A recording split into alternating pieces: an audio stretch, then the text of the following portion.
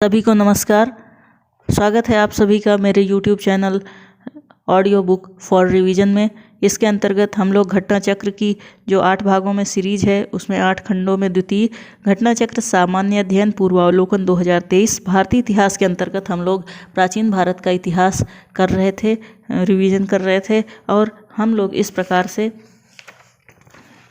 छठी शती ईसा पूर्व राजनीतिक दशा इस अध्याय का रिवीजन करना है। छठी शती ईसा पूर्व राजनीतिक दशा, जैसा कि मैंने पहले भी आपको बताया कि यह सीरीज इसका रिकॉर्डिंग इसलिए किया जा रहा है जिससे कि मेरे जो भी सब्सक्राइबर्स हैं वो अपना कोई भी कार्य करते हुए इसे सुन सकें। अपनी दिनचर्या का कुछ भी कार्य करते हुए आप इससे लाभान्वित हो सकते हैं। धन्यवाद। चलते हैं प्रश्न कोश में। पहला प्रश्न है, भारत के प्राचीनतम प्राप्त सिक्के थे चांदी के। इसकी व्याख्या है, भारत के प्राचीनतम प्राप्त सिक्के आहत सिक्के या पंचमार्क सिक्के थे जो चांदी के बने थे। इनके ऊपर ठप्पा देकर निशान बनाए जाते थे, इसीलिए इन्हें आहत सिक्के या पंचमार्क सिक्के कहा जाता है। अगला प्रश्न है, निम्नलिखित में से कौन सही सुमेलित नहीं है? तो ए ऑप्शन है अंग चंपा, बी कौशल अहिच्छत्र, सी वत्स कौशाम्बी और डी मत्स्य विराटनगर। तो इसमें बी वाला सुमेलित नहीं है, कौशल अहिच्छत्र यह सुमेलित नहीं है। बाकी तीनों सुमेलित हैं। कौन कौन से? अंग चंपा सुमेलित है, वत्स कौशाम्बी सुमेलित है, मत्स्य विराटनगर यह भी सुमेलित है। इसकी व्याख्या है, कौशल महाजनपद की राजधानी साकेत तथा श्रावस्ती थी। उत्तरी पांचाल की राजधानी अहिच्छत्र और दक्षिणी पांचाल की राजधानी काम्पिल्य थी। शेष सभी विकल्प सही सुमेलित हैं।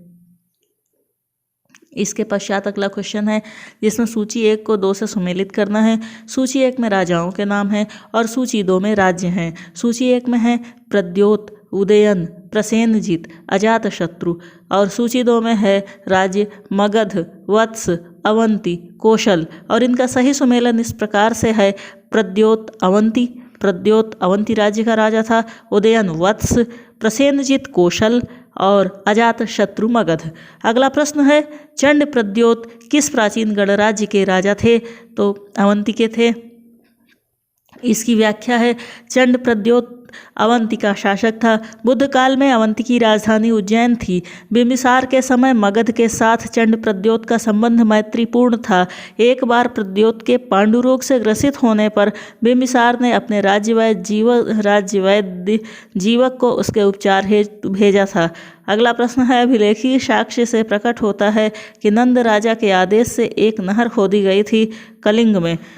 इसकी व्याख्या है, खारवेल के हाथी गुम्फा अभिलेख से नंद राजा महापनंद की कलिंग विजय सूचित होती है। इसके अनुसार नंद राजा जिनसेन की एक प्रतिमा उठा ले गया था तथा उसने कलिंग में एक नहर का निर्माण करवाया था। अगला प्रश्न है, उज्जैन का प्राचीन काल में नाम क्या था? उत्तर है अवंतिका। व्याख्या है, मध्य प्रदेश में स्थित उज्जैन को भारत के प्राचीन ऐतिहासिक नगरों में गिना जाता है। यह 16 महाजनपदों में से एक, अवंती की 2 राजधानियों में से एक थी। उत्तरी अवंती की राजधानी उज्जैनी तथा दक्षिणी अवंती की राजधानी माहिष्मती थी। अवंती को अवंतिका भी कहा जाता था।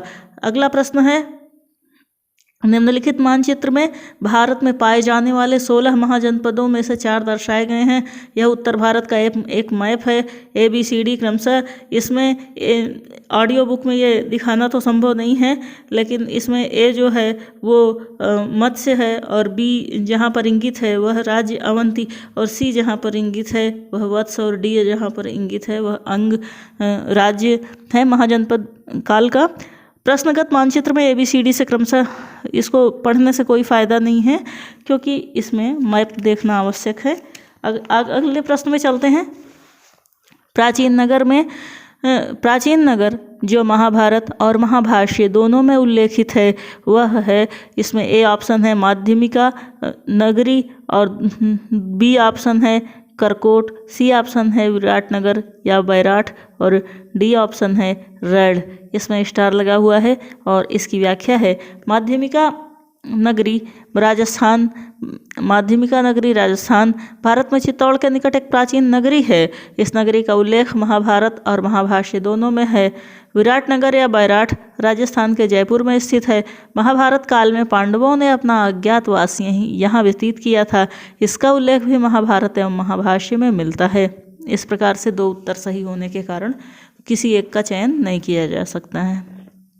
अगला प्रश्न है, पाटलिपुत्र के संस्थापक थे और इसमें 4 विकल्प हैं, उदयन, अशोक, बिंबिसार, महापद्मनंद, और इसमें भी स्टार लगा हुआ है। इसकी व्याख्या में लिखा है, पाटलिपुत्र की स्थापना अजातशत्रु ने गंगा और सोन नदी के संगम पर पाटिल ग्राम में एक किला बनाकर की थी। उदयन ने मगध साम्राज्य की राजधानी राजगृह से पाटलिपुत्र स्थानांतरित की थी। अगला प्रश्न है, मगध साम्राज्य की राजधानी पाटलिपुत्र के बारे में निम्नलिखित में से कौन सा कथन सत्य है? तो इसमें बी कथन सत्य है। पाटलिपुत्र उत्तर में गंगा नदी से एवं पश्चिम में सोन नदी से घिरा हुआ था। इसकी व्याख्या है, प्राचीन पाटलिपुत्र आधुनिक पटना उत्तर में गंगा तथा पश्चिम में सोन नदी से घिरा हुआ था। अगला प्रश्न है, पाटलिपुत्र को किस शासक ने सर्वप्रथम अपनी राजधानी बनाया? इसमें 4 विकल्प हैं, चंद्रगुप्त मौर्य, अशोक महान, चंद्रगुप्त विक्रमादित्य, कनिष्क, और इसमें भी स्टार दिया हुआ है उत्तर में। इसकी व्याख्या में चलते हैं। वस्तुतः पाटलिपुत्र की स्थापना गंगा एवं सोन नदी के संगम पर हर्यक वंशीय शासक अजातशत्रु ने की थी एवं उदयन ने राजधानी राजगृह से पाटलिपुत्र स्थानांतरित की थी। अगला प्रश्न है, निम्नलिखित में से किस राजा ने पाटलिपुत्र बसाया था? तो उत्तर है अजातशत्रु। किस शासक द्वारा सर्वप्रथम पाटलिपुत्र का राजधानी के रूप में चयन किया गया था? तो उदयन। बसाया था अजातशत्रु ने और राजधानी के रूप में इसका चयन किया था उदयन ने। अगला प्रश्न है, उदयन वासवदत्ता की दंतकथा संबंधित है उज्जैन से। इसकी व्याख्या है, उदयन वासवदत्ता की दंतकथा उज्जैन से संबंधित है। इस कथा को महाकवि भास ने अपने नाटक स्वप्न वासवदत्तम में वर्णित किया है। इस नाटक में वत्स नरेश उदयन तथा अवंती नरेश प्रद्योत की पुत्री वासवदत्ता की प्रेम कथा का वर्णन है। यह कथा उस समय की है जब उदयन उज्जैनी के कारागार में कैद था। अगला प्रश्न है, प्रथम मगध साम्राज्य का उत्कर्ष किस शताब्दी में हुआ था? तो इसका उत्तर है बी, ईसा पूर्व 6वीं शताब्दी। व्याख्या है इसकी, प्रथम मगध साम्राज्य का उत्कर्ष ईसा पूर्व 6वीं शताब्दी में हुआ था। इस साम्राज्य की महत्ता का वास्तविक संस्थापक राजा बिंबिसार लगभग 544 से 492 ईसा पूर्व था। वह हर्यक कुल से संबद्ध था।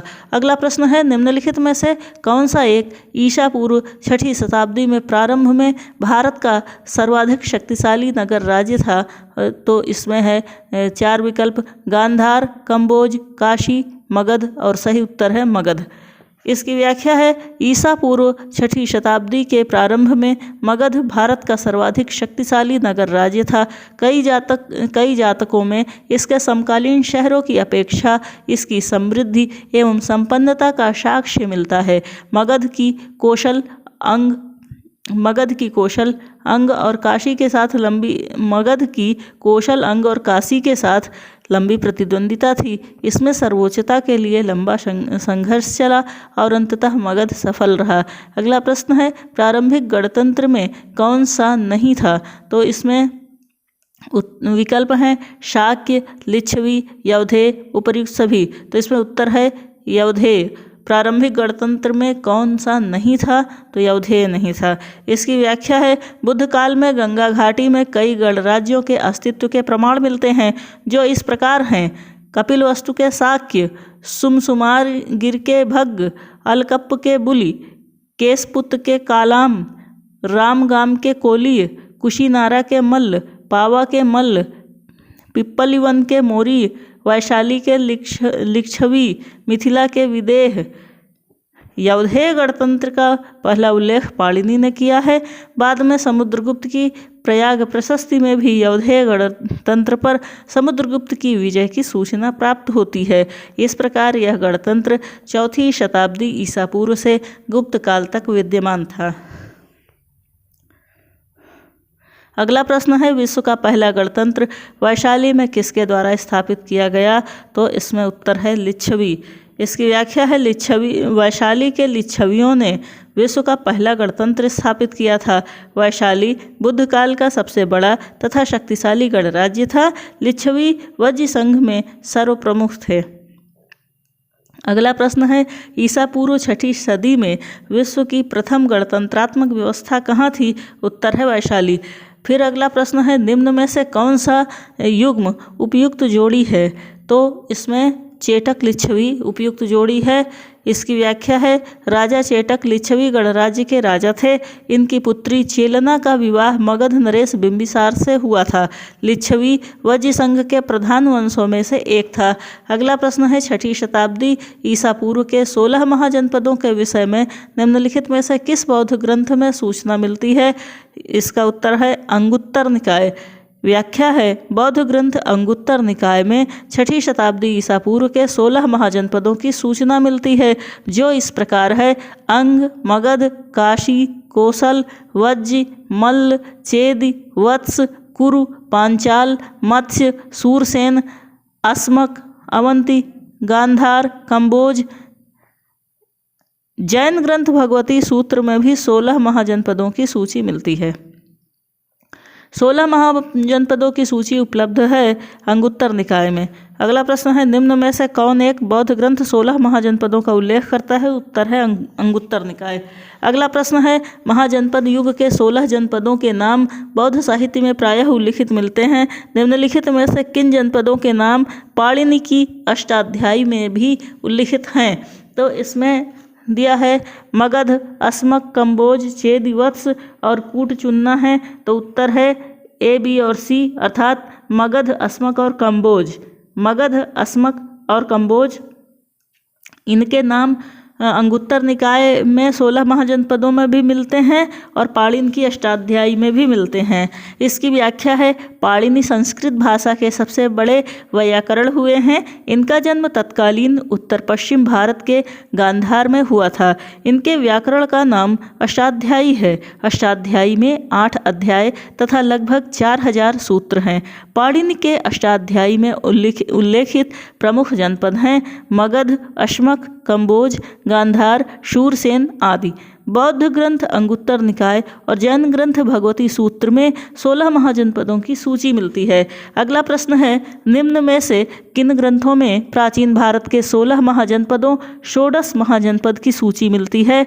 तो इसमें 4 नाम हैं अर्थशास्त्र अंगुत्तर निकाय, दीघ निकाय, भगवती सूत्र। तो सही उत्तर 2 और 4 अर्थात अंगुत्तर निकाय और भगवती सूत्र, इन दोनों में षोडश महाजनपदों की सूची मिलती है।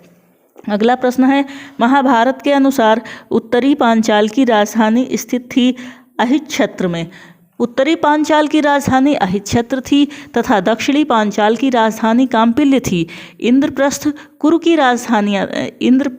की राजधानी थी जबकि मथुरा शूरसेन की राजधानी थी। अगला प्रश्न है 16 महाजनपदों के युग में मथुरा इनमें से किसकी राजधानी थी? सूरसेन की राजधानी थी। अगला प्रश्न है चंपा किस महाजनपद की राजधानी थी?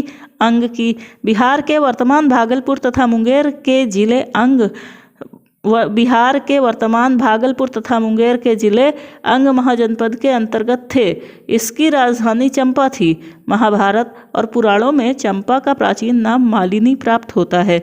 अगला प्रश्न है 6वीं शताब्दी ईसा पूर्व में शुक्तिमती राजधानी थी चेदि की। 6ठी शताब्दी ईसा पूर्व में आधुनिक बुंदेलखंड के पूर्वी तथा उसके समीपवर्ती भागों में चेदि महाजनपद स्थित था। गोदावरी नदी के तट पर स्थित महाजनपद था अस्सक।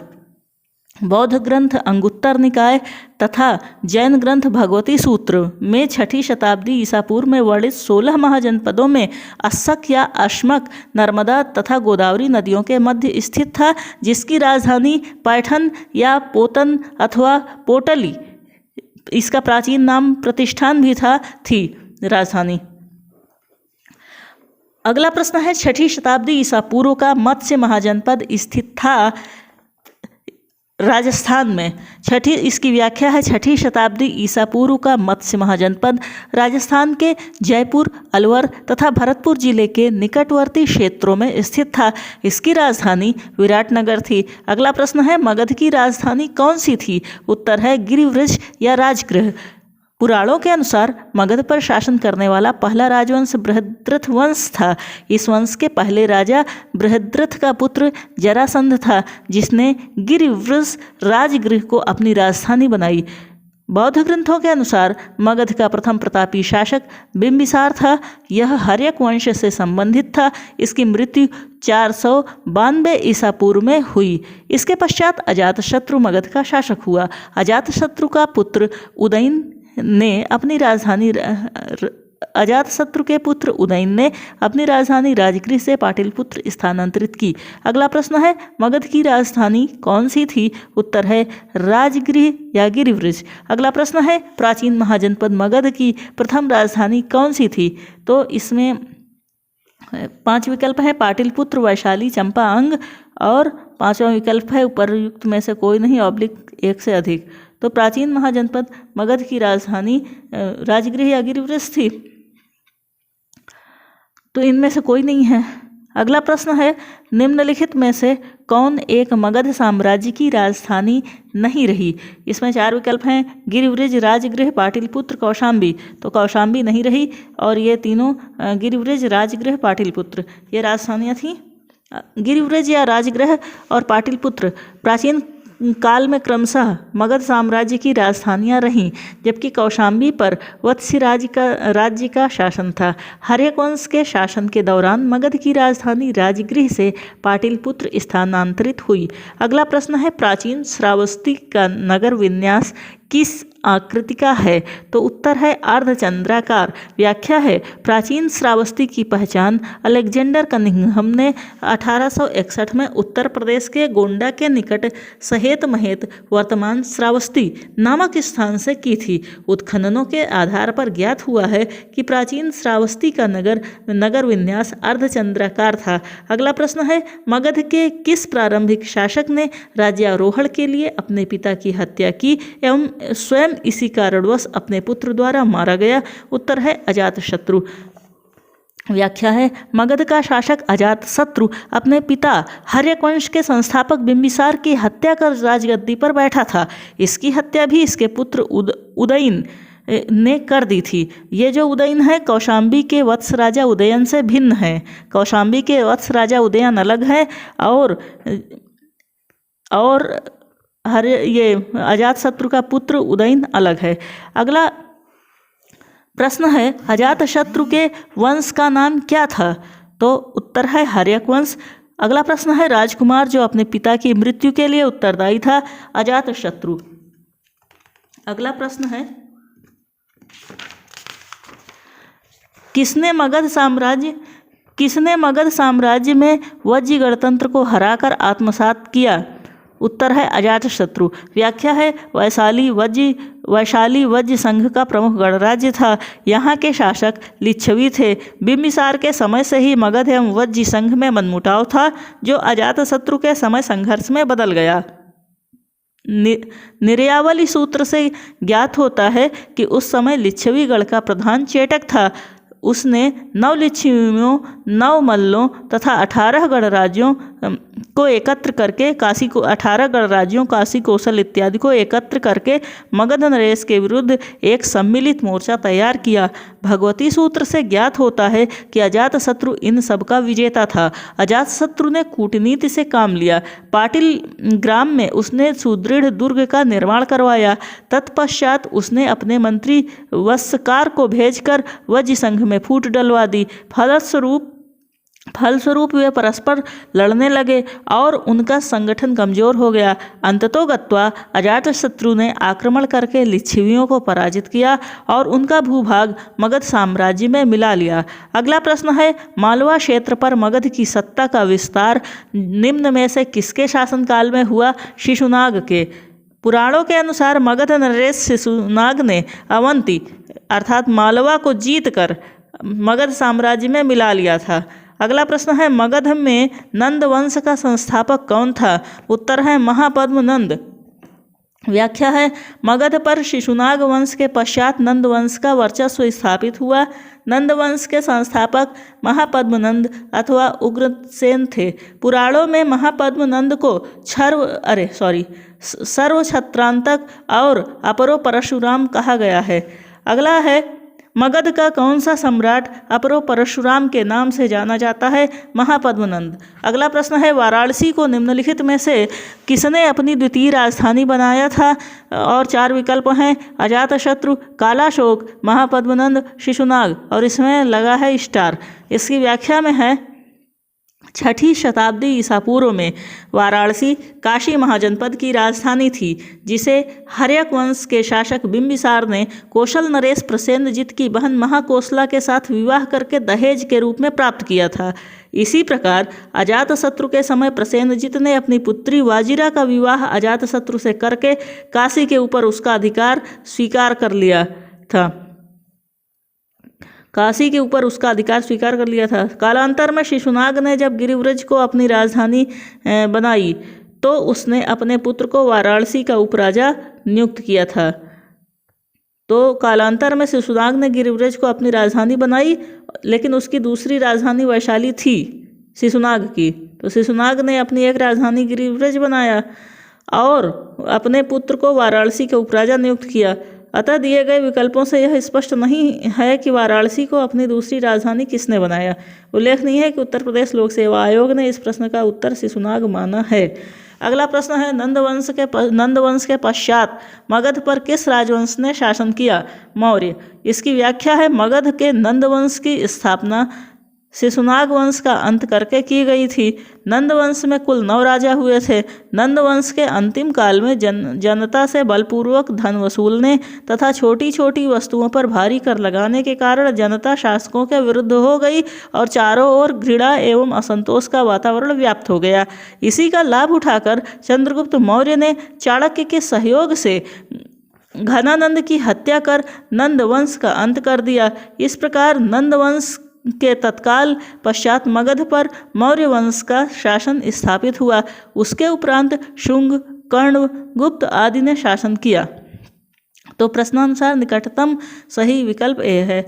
अगला प्रश्न है, राजा नंद का उल्लेख करने वाला अभिलेखीय प्रमाण खारवेल के हाथी गुम्फा का अभिलेख है। इसकी व्याख्या है, कलिंग के चेदी वंश का सबसे प्रतापी शासक खारवेल था। इसके विषय में जानकारी का प्रमुख स्रोत इसका हाथी गुम्फा अभिलेख है। नंदवंशी शासक महापद्मनंद द्वारा कलिंग में नहर खुदवाए जाने का उल्लेख इस अभिलेख में किया गया है, अर्थात यह नहरों की जानकारी देने वाला प्रथम अभिलेखीय साक्ष्य है। अगला प्रश्न है, निम्नलिखित मगध राजवंशों को काल क्रमानुसार व्यवस्थित कीजिए। इसमें है नंद वंश, शुंग वंश, मौर्य वंश, हर्यक वंश। तो इसका सही कालक्रम है हर्यक वंश, नंद वंश, मौर्य वंश और शुंग वंश। तो इनका व्याख्या में राजवंशों का क्रम इस प्रकार है, हर्यक वंश 544 ईसा पूर्व से 412 ईसा पूर्व, नंद वंश 344 ईसा पूर्व से 321 ईसा पूर्व, मौर्य वंश 321 ईसा पूर्व से 184 ईसा पूर्व, शुंग वंश 184 ईसा पूर्व से 75 ईसा पूर्व। अगला प्रश्न है, गौतम बुद्ध के समय का प्रसिद्ध वैद्य जीवक किसके दरबार से संबंधित था? उत्तर है बिंबिसार। इसकी व्याख्या है, गौतम बुद्ध के समय का प्रसिद्ध वैद्य जीवक बिंबिसार के दरबार से संबंधित था। बिंबिसार ने अपने राज्य वैद्य जीवक को अवंती नरेश चंड प्रद्योति के राज्य में चिकित्सा सेवा के लिए भेजा था। अगला प्रश्न है, मगध शासक बिंबिसार का चिकित्सक कौन था? उत्तर है जीवक। अगला प्रश्न है, निम्नलिखित में से ए और बी को पढ़ें और नीचे दिए गए कूटों का चयन करना है। तो ए है, विश्व के सभी भागों में ईसवी पूर्व 6ठी शताब्दी एक महान धार्मिक उथल पुथल का काल था। और बी है, वैदिक धर्म बहुत जटिल हो चुका था। तो इसमें बी ऑप्शन दोनों ए और बी दोनों सही हैं। फिर से सुन लेते हैं, विश्व के सभी भागों में ईसवी पूर्व 6वीं शताब्दी एक महान धार्मिक उथल पुथल का कार्य था, यह भी सही है। और वैदिक धर्म बहुत जटिल हो चुका था, यह कथन भी सही है। इसकी व्याख्या देखते हैं। ईसा पूर्व 6वीं शताब्दी में उत्तर भारत की मध्य गंगा घाटी में अनेक धार्मिक संप्रदायों का उदय हुआ। अनेक मत तथा दर्शनों के प्रादुर्भाव ने बौद्धिक आंदोलन का रूप ग्रहण किया। विभिन्न मतों को मानने वाले सन्यासी या परिव्राजक घूम घूम कर अपने जीवन दर्शन का जन समुदाय में प्रचार तथा एक दूसरे के दर्शन का खंडन भी करते थे। यह भी महत्वपूर्ण है कि इस प्रकार के बौद्धिक आंदोलनों के प्रमाण अन्य देशों में भी मिलते हैं। चीन, ईरान तथा यूनान में पुरातन मान्यताओं को चुनौती देने वाले क्रमशः कन्फ्यूशियस, जरथुष्ट्र तथा पाइथागोरस थे। वैदिक धर्म बहुत जटिल हो चुका था। मंत्रों की शुद्धता और यज्ञों पर बहुत जोर था, जिससे पुरोहितों का महत्व अत्यधिक बढ़ गया था। यज्ञों में बहुत धन व्यय होने लगा तथा पशु बलि को भी बढ़ावा मिला। अगला प्रश्न है, कालपी नगर किस नदी के तट पर स्थित है? उत्तर है यमुना। इसकी व्याख्या है, कालपी नगर उत्तर प्रदेश के जालौन जिले में स्थित एक नगर या स्थान है। यह यमुना नदी के तट पर स्थित है। प्राचीन काल में यह कालप्रिया के नाम से विख्यात थी। समय के साथ नाम संक्षिप्त होकर कालपी हो गया। यह 4वीं सदी में राजा वसुदेव द्वारा बसाया गया था। अगला प्रश्न है, सूची 1 को सूची 2 से सुमेलित करना है और सही उत्तर चुनना है। सूची 1 में उत्तर प्रदेश के प्राचीन जनपद हैं और सूची 2 में उनकी राजधानियां हैं। तो सूची 1 में कुरु, पांचाल, कौशल और वत्स है। सूची 2 में साकेत, कौशाम्बी, अहिच्छत्र, इंद्रप्रस्थ है। इनका सही सुमेलन इस प्रकार है। कुरु महाजनपद की राजधानी इंद्रप्रस्थ थी। पांचाल महाजनपद की राजधानी अहिच्छत्र थी। कौशल महाजनपद की राजधानी साकेत थी और वत्स महाजनपद की राजधानी कौशाम्बी थी। अगले प्रश्न में पुनः सूची 1 और 2 को सुमेलित करना है। सूची 1 में महाजनपद हैं और सूची 2 में राजधानी है। सूची 1 में मत्स्य, कुरु, सूरसेन और अश्मक हैं। सूची 2 में राजधानियाँ कौन कौन सी हैं? मथुरा, पोतन, विराटनगर और इंद्रप्रस्थ। इनका सुमेलन इस प्रकार है। मत्स्य महाजनपद की राजधानी विराटनगर, कुरु महाजनपद की राजधानी इंद्रप्रस्थ थी, शूरसेन महाजनपद की राजधानी मथुरा थी और अश्मक महाजनपद की राजधानी पोतन थी। अगला प्रश्न, निम्नलिखित में से कौन सा एक सही सुमेलित नहीं है? तो इसमें कंबोज इसकी राजपुर हाटक और अस्मक की राजधानी पोतन या पोटिल और सूरसेन की राजधानी कौशाम्बी दिया हुआ है और यही सुमेलित नहीं है। कौशल की राजधानी श्रावस्ती। तो सही सुमेलन इस प्रकार है, कंबोज की राजधानी राजपुर या हाटक, अश्मक की राजधानी पोतन या पोटिल, शूरसेन की राजधानी मथुरा और कौशल की राजधानी साकेत तथा श्रावस्ती 2 राजधानियाँ थीं।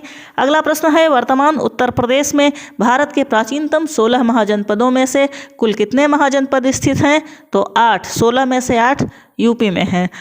इसकी व्याख्या है, 6वीं शताब्दी ईसा पूर्व के दौरान 16 महाजनपदों में से कुल 8 महाजनपद वर्तमान उत्तर प्रदेश में स्थित थे।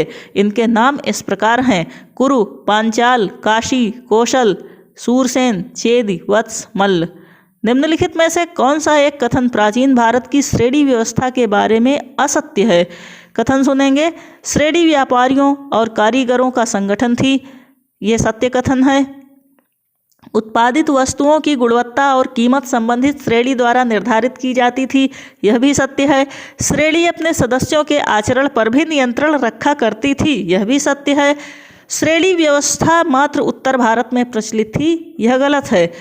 तो इसकी व्याख्या क्या है? प्राचीन कालीन भारत में एक ही शिल्प अथवा व्यवसाय करने वालों के समूह को श्रेणी की संज्ञा प्रदान की गई है। इनके उद्भव का एक महत्वपूर्ण कारण वैदिक काल में उद्योग धंधों का स्थानीयकरण था। श्रेणियां देश में व्यापार वाणिज्य का संचालन, वस्तुओं की गुणवत्ता व कीमत निर्धारण के साथ साथ अपने सदस्यों के आचरण पर भी नियंत्रण करती थीं। उत्तर भारत के साथ साथ दक्षिण भारत में भी श्रेणियों के प्रचलन का उल्लेख मिलता है। अगला अध्याय है यूनानी आक्रमण, जिसको इसी रिकॉर्डिंग में कवर करेंगे। चलते हैं, बहुत छोटा चैप्टर है, बिल्कुल छोटा, यूनानी आक्रमण।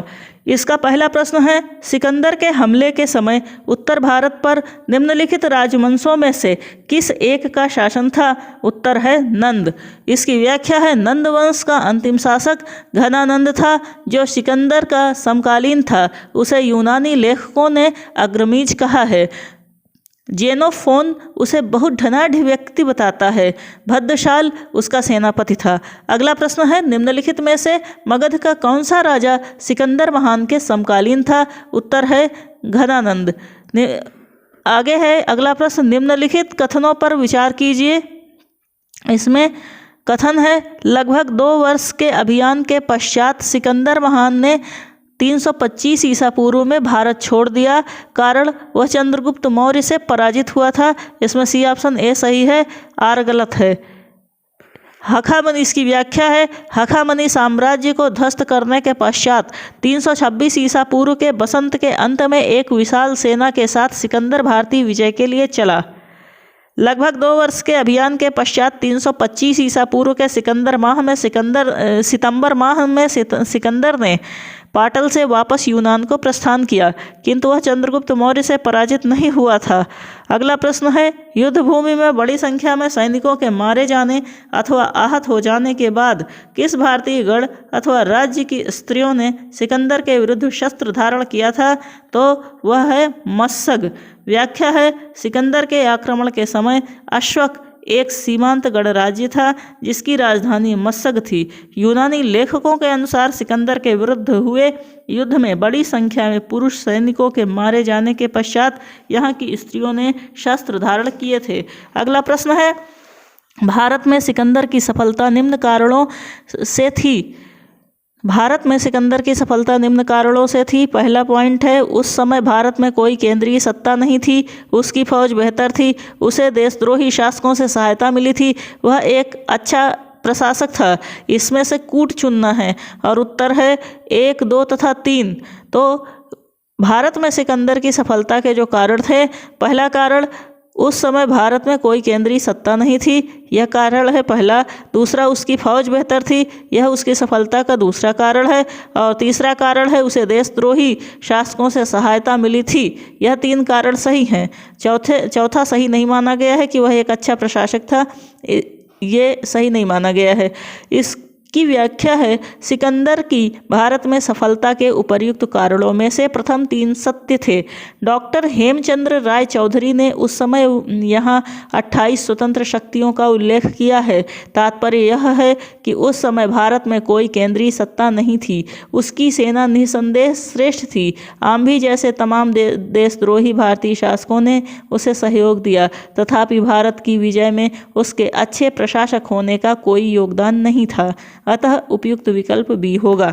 अगला प्रश्न है, उस वीर भारतीय राजा का नाम बताइए जिसे सिकंदर ने झेलम के तट पर पराजित किया था।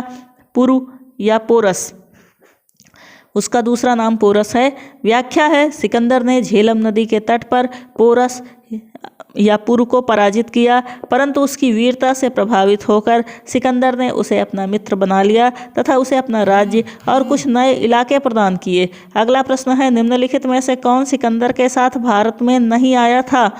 डाइमेकस नहीं आया था, अर्थात नियार्कस आया था, आनेसिक्रिटीस आया था और अरिस्टोब्यूलस आया था। व्याख्या है इसकी, डाइमेकस सिकंदर के साथ भारत नहीं आया था। स्ट्रेबो के अनुसार सीरिया के राजा एंटियोकस ने डाइमेकस नामक अपना एक राजदूत बिंदुसार की सभा में भेजा था। मतलब डाइमेकस कौन था? वो बिंदुसार की सभा में आया था। सिकंदर के साथ कौन कौन आए थे? नियार्कस आया था, आनेसिक्रिटस आया था और अरिस्टोब्यूलस आया था। अब पहुंचते हैं अगले चैप्टर मौर्य साम्राज्य में। चलते हैं प्रश्नकोश में। मौर्य साम्राज्य बड़ा चैप्टर होगा, प्रश्नकोश में चलते हैं। पहला प्रश्न है, प्रथम भारतीय साम्राज्य स्थापित किया गया था चंद्रगुप्त मौर्य द्वारा। व्याख्या है इसकी, चंद्रगुप्त मौर्य की गणना भारत के महान शासकों में होती है। वह भारत का प्रथम ऐतिहासिक सम्राट था। वह ऐसा पहला सम्राट था जिसने बृहत्तर भारत पर अपना शासन स्थापित किया और जिसका विस्तार ब्रिटिश भारतीय साम्राज्य से बड़ा था। उसके साम्राज्य की सीमा ईरान से मिलती थी। उसने ही भारत को सर्वप्रथम राजनीतिक रूप से एकबद्ध किया। अगला प्रश्न है, भारत में पहले साम्राज्य की स्थापना किस शासक के द्वारा की गई? चंद्रगुप्त मौर्य के द्वारा। अगला प्रश्न है, निम्नलिखित में से कौन सा सबसे पुराना राजवंश है? मौर्य।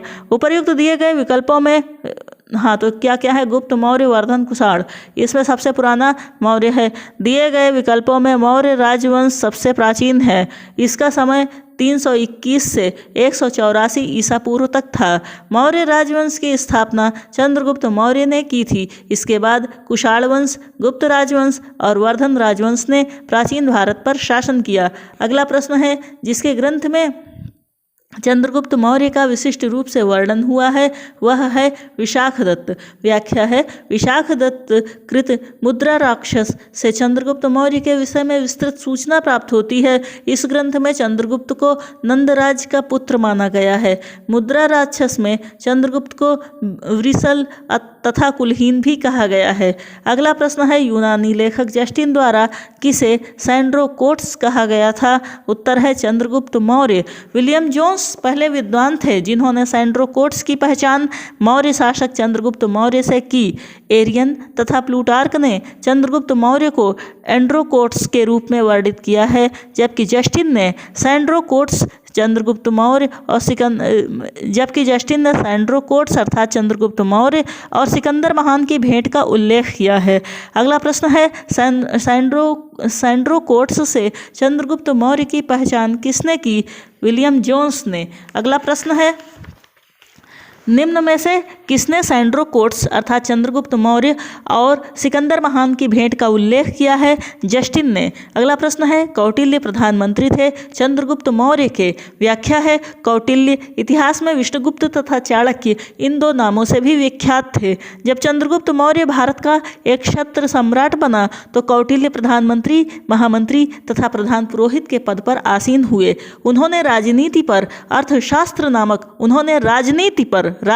राजनीति शास्त्र पर अर्थशास्त्र नामक प्रसिद्ध ग्रंथ की रचना की थी। यह भारत में राज्य शासन के ऊपर उपलब्ध प्राचीनतम रचना है। अगला प्रश्न है, चाणक्य अपने बचपन में किस नाम से जाने जाते थे? उत्तर है विष्णुगुप्त। व्याख्या है इसकी, ऋषि चणक ने अपने पुत्र का नाम चाणक्य रखा था। अर्थशास्त्र के लेखक के रूप में इसी पुस्तक में उल्लिखित कौटिल्य तथा एक पद्यखंड में उल्लिखित विष्णुगुप्त नाम की साम्यता चाणक्य से की जाती है। पुराणों में उसे द्विजर्षभ अर्थात श्रेष्ठ ब्राह्मण कहा गया है।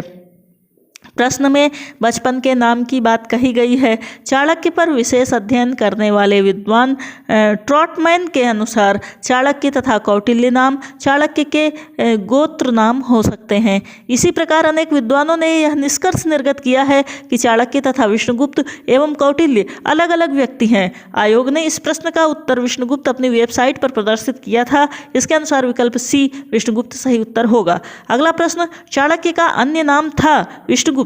अगला प्रश्न, कौटिल्य की पुस्तक अर्थशास्त्र किस विषय पर आधारित है? तो इसमें है ABCDE, आर्थिक संबंध, शासन कला के सिद्धांत और अभ्यास, विदेश नीति, धन संचय। उपर्युक्त में से कोई नहीं, ऑब्लिक एक से अधिक। तो इसमें ई वाला उत्तर दिया है। और प्रश्न क्या है, कौटिल्य की पुस्तक अर्थशास्त्र किस विषय पर आधारित है? ई वाला उत्तर है। व्याख्या देखते हैं, कौटिल्य चाणक्य द्वारा मौर्य काल में रचित अर्थशास्त्र शासन के सिद्धांतों और अभ्यास की पुस्तक है। इसमें राज्य के लिए मंडल सिद्धांत हैं जो विदेश नीति की व्याख्या करता है। इसके अलावा इसमें सप्तांग सिद्धांत, राजा, अमात्य, जनपद, दुर्ग, कोष, दंड एवं मित्र की सर्वप्रथम व्याख्या मिलती है। अर्थशास्त्र में तत्कालीन प्रशासन एवं कृषि, शिल्प एवं व्यापार की व्यवस्था का भी विस्तृत जानकारी प्राप्त होती है। कौटिल्य का अर्थशास्त्र है एक शासन के सिद्धांतों की पुस्तक। निम्नलिखित में से राज्य के सप्तांग सिद्धांत के अनुसार राज्य का 7वां अंग कौन सा था? मित्र। इसकी व्याख्या है सुहृद अर्थात मित्र। राज्य के सप्तांग सिद्धांत के अनुसार राज्य का 7वां अंग है। सुहृद अर्थात मित्र राज्य के कान हैं। राजा के मित्र शांति एवं युद्धकाल दोनों में उसकी सहायता करते हैं। इस संबंध में कौटिल्य सहज अर्थात आदर्श तथा कृत्रिम मित्र में भेद करते हैं। सहज मित्र कृत्रिम मित्र से अधिक श्रेष्ठ होता है। जिस राजा के मित्र लोभी, कामी तथा कायर होते हैं उसका विनाश अवश्यंभावी है। अगला प्रश्न है, कौटिल्य के अर्थशास्त्र में किस पहलू पर प्रकाश डाला गया है? राजनीतिक नीतियाँ। कौटिल्य के अर्थशास्त्र द्वारा चंद्रगुप्त मौर्य के शासनकाल की बहुत सी बातों का ज्ञान प्राप्त होता है। यह वस्तुतः ऐतिहासिक ग्रंथ नहीं है, अपितु राजनीति शास्त्र का एक अद्वितीय ग्रंथ है। इसमें मुख्यतः राजनीतिक नीतियों पर प्रकाश डाला गया है। अगला प्रश्न है, कौटिल्य अर्थशास्त्र के अनुसार निम्नलिखित में से कौन सही है? तो इसमें पहला कथन है, न्यायिक दंड के परिणाम स्वरूप कोई व्यक्ति दास हो सकता था। दूसरा कथन है, स्त्री दास अपने मालिक के संसर्ग से पुत्र जनन कर कानूनी तौर पर मुक्त हो जाती थी। और तीसरा कथन है, यदि स्त्री दास का मालिक उस स्त्री से पैदा हुए पुत्र का पिता हो तो उस पुत्र को मालिक का पुत्र होने का कानूनी हक मिलता था। उपर्युक्त में ऐसा कौन सही है? ए केवल 1 और 2। एक क्या है? न्यायिक दंड के परिणाम स्वरूप कोई व्यक्ति दास हो सकता था, यह कथन सही है। स्त्री दास अपने मालिक के संसर्ग से पुत्र जनन पर कानूनी तौर पर मुक्त हो जाती थी, यह सही है। और यह कथन गलत है कि यदि स्त्री दास का मालिक उस स्त्री से पैदा हुए पुत्र का पिता हो तो उस पुत्र को मालिक का पुत्र होने की कानूनी हक मिलता था, यह गलत है। यह गलत है कथन। इसकी व्याख्या है, अर्थशास्त्र के तीसरे अधिकरण के 65वें प्रकरण में दासकल्प अध्याय है। इसके अनुसार न्यायिक दंड के परिणाम स्वरूप किसी व्यक्ति को दास बनाया जा सकता है। स्त्री दास को अपने मालिक से संसर्ग से संतान होने पर स्त्री और बच्चा दोनों को दासता से मुक्त हो जाने का प्रावधान था, परंतु बालक को पिता के पुत्र होने का कानूनी हक नहीं मिलता था। अगला प्रश्न है, निम्नलिखित में से किसकी तुलना मैकियावेली के प्रिंस से की जा सकती है? तो कौटिल्य का अर्थशास्त्र राजनीति शास्त्र का एक अद्वितीय ग्रंथ है। इसकी तुलना मैकियावेली के प्रिंस से की जाती है। अगला प्रश्न है, किसके शासनकाल में डीमेकस भारत आया था?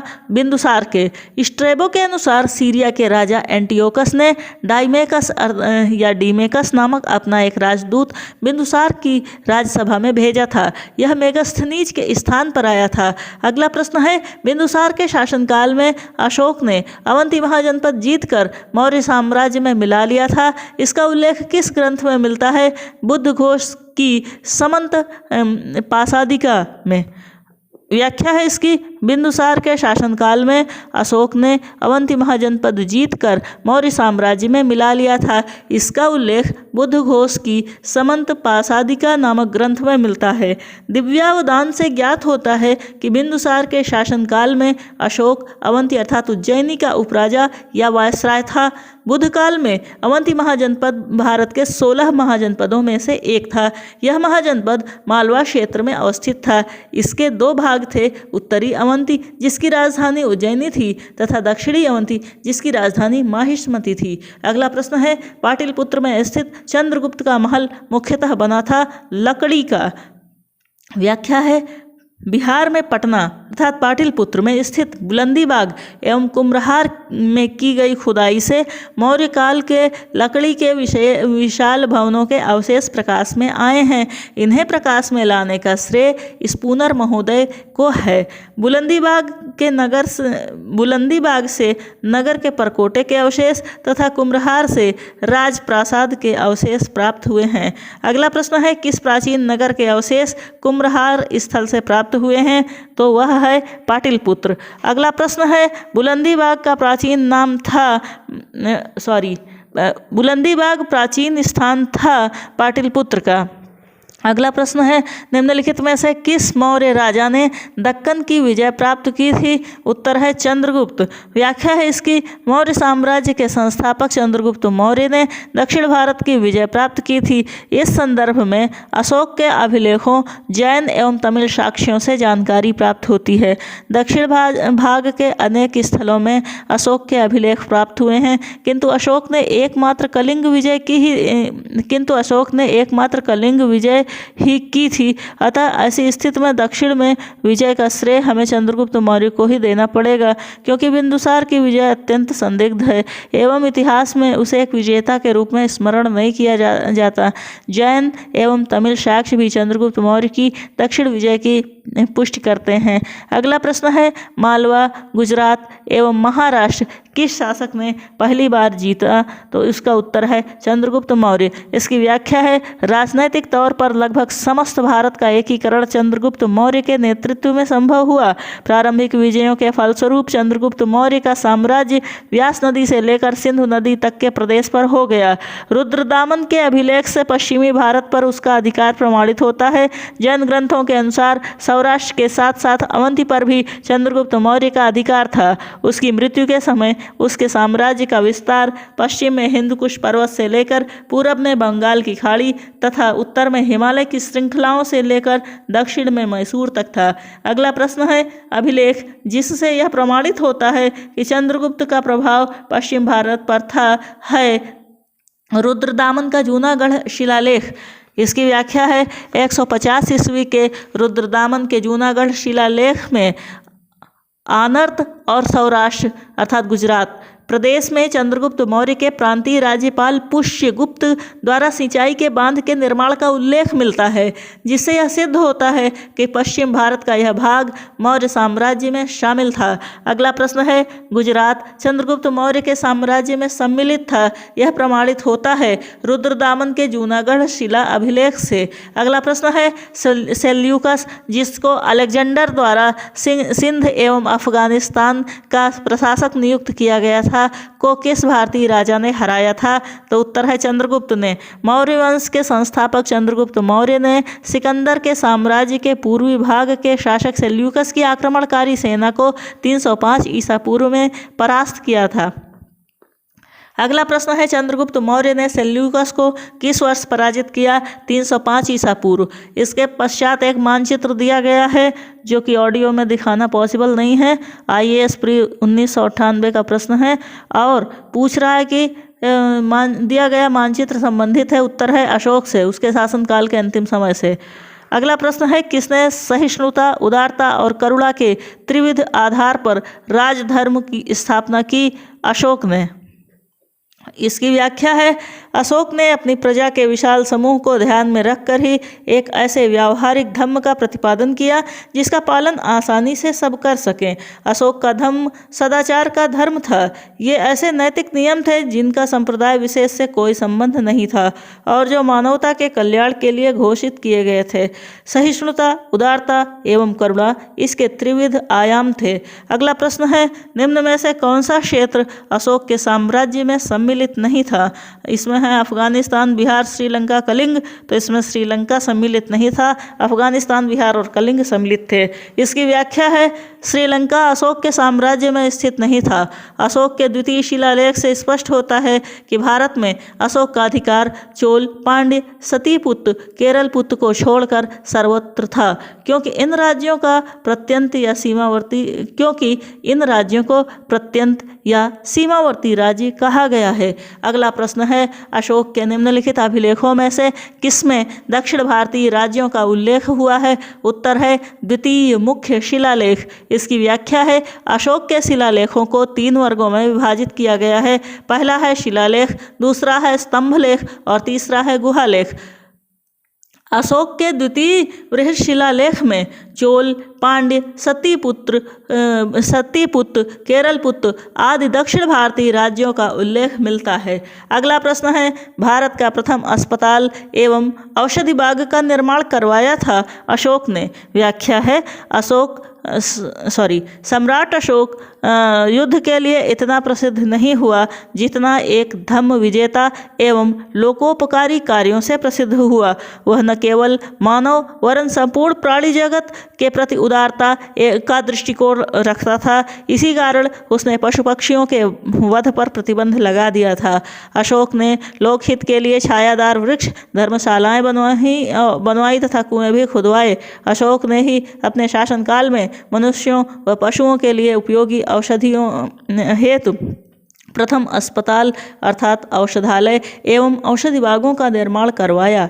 अगला प्रश्न है, अशोक ने बौद्ध होते हुए भी हिंदू धर्म में आस्था नहीं छोड़ी, इसका प्रमाण है देवानाम प्रिय की उपाधि। व्याख्या है, अशोक 272 ईसा पूर्व के लगभग मगध के सिंहासन पर बैठा था तथा 269 ईसा पूर्व के लगभग उसका राज्याभिषेक हुआ। उसके अभिलेखों में उसे सर्वत्र देवानाम प्रिय अर्थात देवानाम प्रियदर्शी कहा गया है, जिसका अर्थ है देवताओं का प्रिय या देखने में सुंदर। इससे उसकी हिंदू धर्म में आस्था के संकेत मिलते हैं। अगला प्रश्न है, निम्नलिखित में से किस स्रोत में अशोक के राज्यकाल में तृतीय बौद्ध समिति होने का उल्लेख मिलता है? इसमें 4 दिए हैं। अशोक के अभिलेख, दीपवंश, महावंश, दिव्यावदान, कूट चुनना है बी 2 और 3 यानी दीपवंश और महावंश में। व्याख्या है, सिंगली अनुश्रुतियों दीपवंश तथा महावंश के अनुसार अशोक के राज्यकाल में पाटलिपुत्र में बौद्ध धर्म की तृतीय संगीति हुई। इसकी अध्यक्षता मोगलीपुत्र तिस्स नामक प्रसिद्ध बौद्ध भिक्षु ने की थी। अगला प्रश्न है, अशोक के शासनकाल में बौद्ध सभा किस नगर में आयोजित की गई थी? पाटलिपुत्र में। अगला प्रश्न है, निम्नलिखित मौर्य शासक बौद्ध धर्म के अनुयायी थे? 4 हैं इसमें, चंद्रगुप्त, अशोक, बिंदुसार, दशरथ। कूट चुनना है डी 2 और 4। अशोक और दशरथ ये बौद्ध धर्म के अनुयायी थे। मौर्य शासकों अशोक और उसका पौत्र दशरथ बौद्ध धर्म के अनुयायी थे। दशरथ भी अशोक की तरह देवानाम पी की उपाधि धारण करता था। अगला प्रश्न है, रज्जुक थे। अगला प्रश्न है रज्जुक थे। इसका उत्तर है मौर्य शासन में अधिकारी। इसकी व्याख्या है, अशोक के अभिलेखों में रज्जुक नामक अधिकारी का उल्लेख मिलता है। अपने चौथे स्तंभ में अशोक ने रज्जुकों में पूर्ण विश्वास करते हुए अपने चौथे स्तंभ लेख में अशोक रज्जुकों में पूर्ण विश्वास करते हुए कहता है, जिस प्रकार माता पिता योग्य धात्री के हाथों में बच्चे को सौंपकर आश्वस्त हो जाते हैं, उसी प्रकार मैंने ग्रामीण जनता के सुख के लिए रज्जुकों की नियुक्ति की है। रज्जुकों की स्थिति आधुनिक जिलाधिकारी जैसी थी, जिसे वास्तव में न्याय दोनों क्षेत्रों में जिसे राजस्व तथा न्याय दोनों क्षेत्रों में अधिकार प्राप्त थे। सार्थवाह किसे कहते थे? व्यापारियों के काफिले को। मौर्य काल में व्यापारिक काफिलों अर्थात कारवां को सार्थवाह की संज्ञा दी गई थी। इसका उल्लेख कौटिल्यकृत अर्थशास्त्र से भी प्राप्त होता है। अगला प्रश्न है, निम्नलिखित में से कौन सा अधिकारी मौर्य प्रशासन का भाग नहीं था? अग्रहारिक, युक्त, प्रादेशिक, रज्जुक। तो अग्रहारिक नहीं था, युक्त, प्रादेशिक, रज्जुक ये मौर्य अधिकारी थे मौर्य शासन में। व्याख्या है, अशोक के लेखों में उसके प्रशासन के कुछ महत्वपूर्ण पदाधिकारियों के नाम मिलते हैं। अशोक के तृतीय शिलालेख में 3 पदाधिकारियों के नाम मिलते हैं। ये तीनों पदाधिकारी हैं, युक्त ये जिले के अधिकारी होते थे जो राजस्व वसूल करते थे। रज्जुक ये पहले केवल राजस्व विभाग का ही कार्य करते थे, किंतु बाद में उन्हें न्यायिक अधिकार भी प्रदान कर दिया गया। प्रादेशिक यह मंडल का प्रधान अधिकारी था। यह वर्तमान में संभागीय आयुक्त की तरह था। इसे न्याय का भी कार्य करना पड़ता था। अगला है, सारनाथ स्तंभ का निर्माण किया था अशोक ने। सारनाथ स्तंभ का निर्माण अशोक ने कराया था। इस स्तंभ के शीर्ष पर सिंह की आकृति बनी है, जो शक्ति का प्रतीक है। इस प्रतिकृति को भारत सरकार ने अपने प्रतीक चिन्ह के रूप में लिया है। यह स्तंभ मौर्य युगीन वास्तुकला का सबसे अच्छा उदाहरण है। मौर्य युगीन सभी स्तंभ चुनार के बलुआ पत्थरों से निर्मित हैं। अगला प्रश्न है, निम्नलिखित में से किसे सर्वश्रेष्ठ स्तूप मानते हैं? विकल्प है अमरावती, भरहुत, सांची, सारनाथ। तो सांची। इसकी व्याख्या है, स्थापत्य कला के दृष्टिकोण से सांची के स्तूप को सर्वश्रेष्ठ माना गया है। सांची मध्य प्रदेश के रायसेन जिले में स्थित है। इसका निर्माण अशोक ने कराया था। इस स्तूप का आरंभिक काल 3री शताब्दी ईसा पूर्व था, अतः विकल्प सी सही है। जबकि भरहुत का स्तूप मध्य प्रदेश के सतना जिले में स्थित है। सांची तथा भरहुत के स्तूपों की खोज अलेक्जेंडर कनिंघम ने की थी। अमरावती का स्तूप आंध्र प्रदेश के गुंटूर जिले में कृष्णा नदी के दाहिने तट पर स्थित है। कर्नल कॉलिन मैकेंजी ने 1797 में इस स्तूप का पता लगाया था। सारनाथ का धमेक स्तूप गुप्तकालीन है, जो बिना अधिष्ठान के समतल भूमि पर बनाया गया है। अगला प्रश्न है, सांची का स्तूप किस शासक ने बनवाया? तो अशोक ने बनवाया। सांची का स्तूप किसने बनवाया? अशोक ने बनवाया। विश्व प्रसिद्ध पर्यटन स्थल सांची का प्राचीन नाम यह भी था, क्या था? काकड़ाम। विश्व प्रसिद्ध पर्यटन स्थल सांची मध्य प्रदेश के रायसेन जिले में विदिशा के समीप स्थित है। यहाँ पर पर्वत के ऊपर कई स्तूपों का निर्माण किया गया है। इस कारण इसे महावंश में चेती अर्थात चेती स्तूपों का दूसरा नाम है चेती गिर भी कहा गया। 4वीं सदी के गुप्त लेख में इसका नाम काकड़ाम या काकनाड महाविहार मिलता है। यहाँ पर कुल 3 स्तूप हैं। स्तूप संख्या 1 प्रधान स्तूप है। स्तूप संख्या 2 में अशोक के धम्म महापात्रों के अवशेष तथा स्तूप संख्या 3 में सारिपुत्र तथा मौदगलायन के भस्म पात्र उपलब्ध हुए हैं। इन स्तूपों का निर्माण अशोक के द्वारा कराया गया था, जिसे शुंग काल में इस अर्धगोलाकार स्मारक को प्रस्तर से आच्छादित किया गया। अगला प्रश्न सूची 1 और 2 को मिलाना है। सूची 1 में स्थान है और सूची 2 में स्मारक / भग्नावशेष। स्थान क्या क्या है? कौशाम्बी, कुशीनगर, सारनाथ, श्रावस्ती और उधर है धमेक स्तूप, घोषताराम मठ, रानाभर स्तूप, सहेत महेत। इसका सुमेलन इस प्रकार से है। कौशाम्बी से संबंधित है घोषिताराम मठ, कुशीनगर रानाभर स्तूप, सारनाथ धमेक स्तूप और श्रावस्ती से संबंधित है सहेत महेत। अगला प्रश्न है, तीर्थ यात्रा के समय सम्राट अशोक निम्नलिखित स्थानों पर गए, उन्होंने किस मार्ग का अनुसरण किया? स्थान है गया, कपिलवस्तु, कुशीनगर, लुम्बिनी, सारनाथ, श्रावस्ती और इनका अनुसरण इस प्रकार है। लुम्बिनी और दूसरे स्थान पर आएगा कपिलवस्तु, फिर गया, सारनाथ और इसके बाद कुशीनगर और सबसे अंत में श्रावस्ती। लुम्बिनी, कपिलवस्तु, गया, सारनाथ, कुशीनगर, श्रावस्ती, इस मार्ग का अनुसरण तीर्थ यात्रा के समय अशोक ने किया था। इसकी व्याख्या है, अभिलेखीय साक्ष्यों के आधार पर बौद्ध धर्म ग्रहण करने के उपरांत अशोक ने आखेट तथा विहार यात्राओं पर रोक लगा दिया तथा उनके स्थान पर धर्म यात्राओं को प्रारंभ किया। वह महात्मा बुद्ध के चरण चिन्हों से पवित्र हुए स्थानों में राज्याभिषेक के 10 वर्ष बाद, ऐसा 8वें शिलालेख में मिलता है कि 10 वर्ष बाद संबोधि अर्थात बोध गया तथा 20 वर्ष बाद रुम्मिनदेई अभिलेख से 20 वर्ष बाद मतलब 10 वर्ष बाद वो बोध गया संबोधि अथवा बोध गया ऐसा 8वें शिलालेख में मिलता है तथा 20 वर्ष बाद गया ऐसा रुम्मिनदेई अभिलेख में मिलता है। इतिहासकार विसेंट आर्थर स्मिथ ने अपनी पुस्तक Ashoka the Buddhist emperor of India के 7वें अध्याय the Indian legend of Ashoka में साहित्यिक साक्ष्यों के आधार पर उपगुप्त के साथ अशोक की धम्म यात्राओं का क्रम इस प्रकार दिया: लुम्बिनी, कपिलवस्तु, बोधगया, सारनाथ, कुशीनगर और श्रावस्ती। अगला प्रश्न है, अशोक के शिलालेखों में प्रयुक्त भाषा है प्राकृत।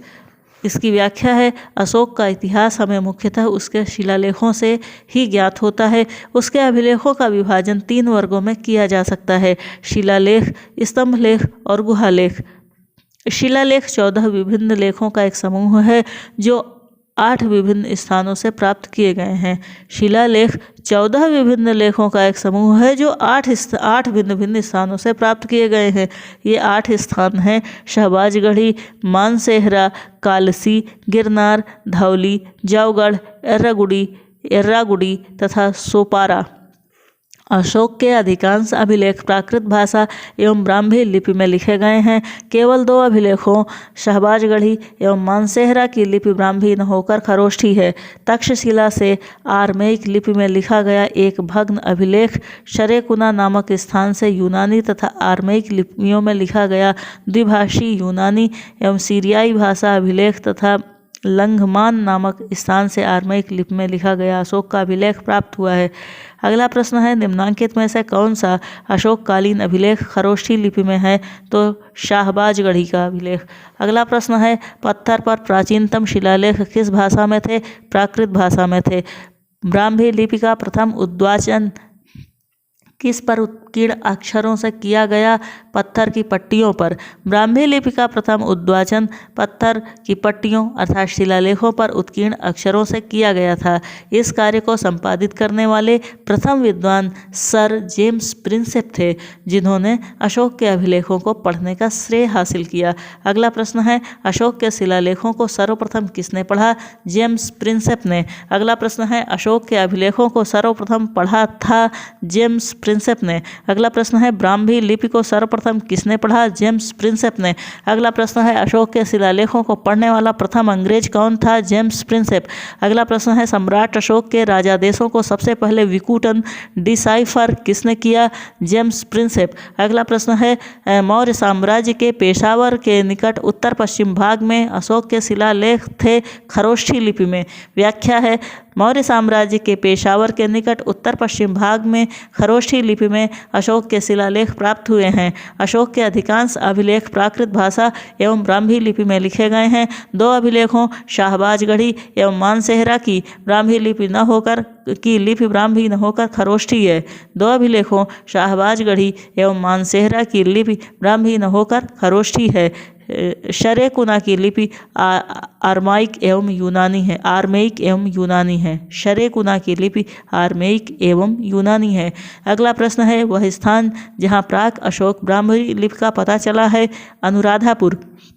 अगला प्रश्न है, इसकी व्याख्या है, प्राक अशोक ब्राह्मी लिपि का पता श्रीलंका स्थित अनुराधापुर से चला है और कुछ स्थानों के अभिलेखों से इस प्रकार की लिपि का साक्ष्य मिला है, जिनके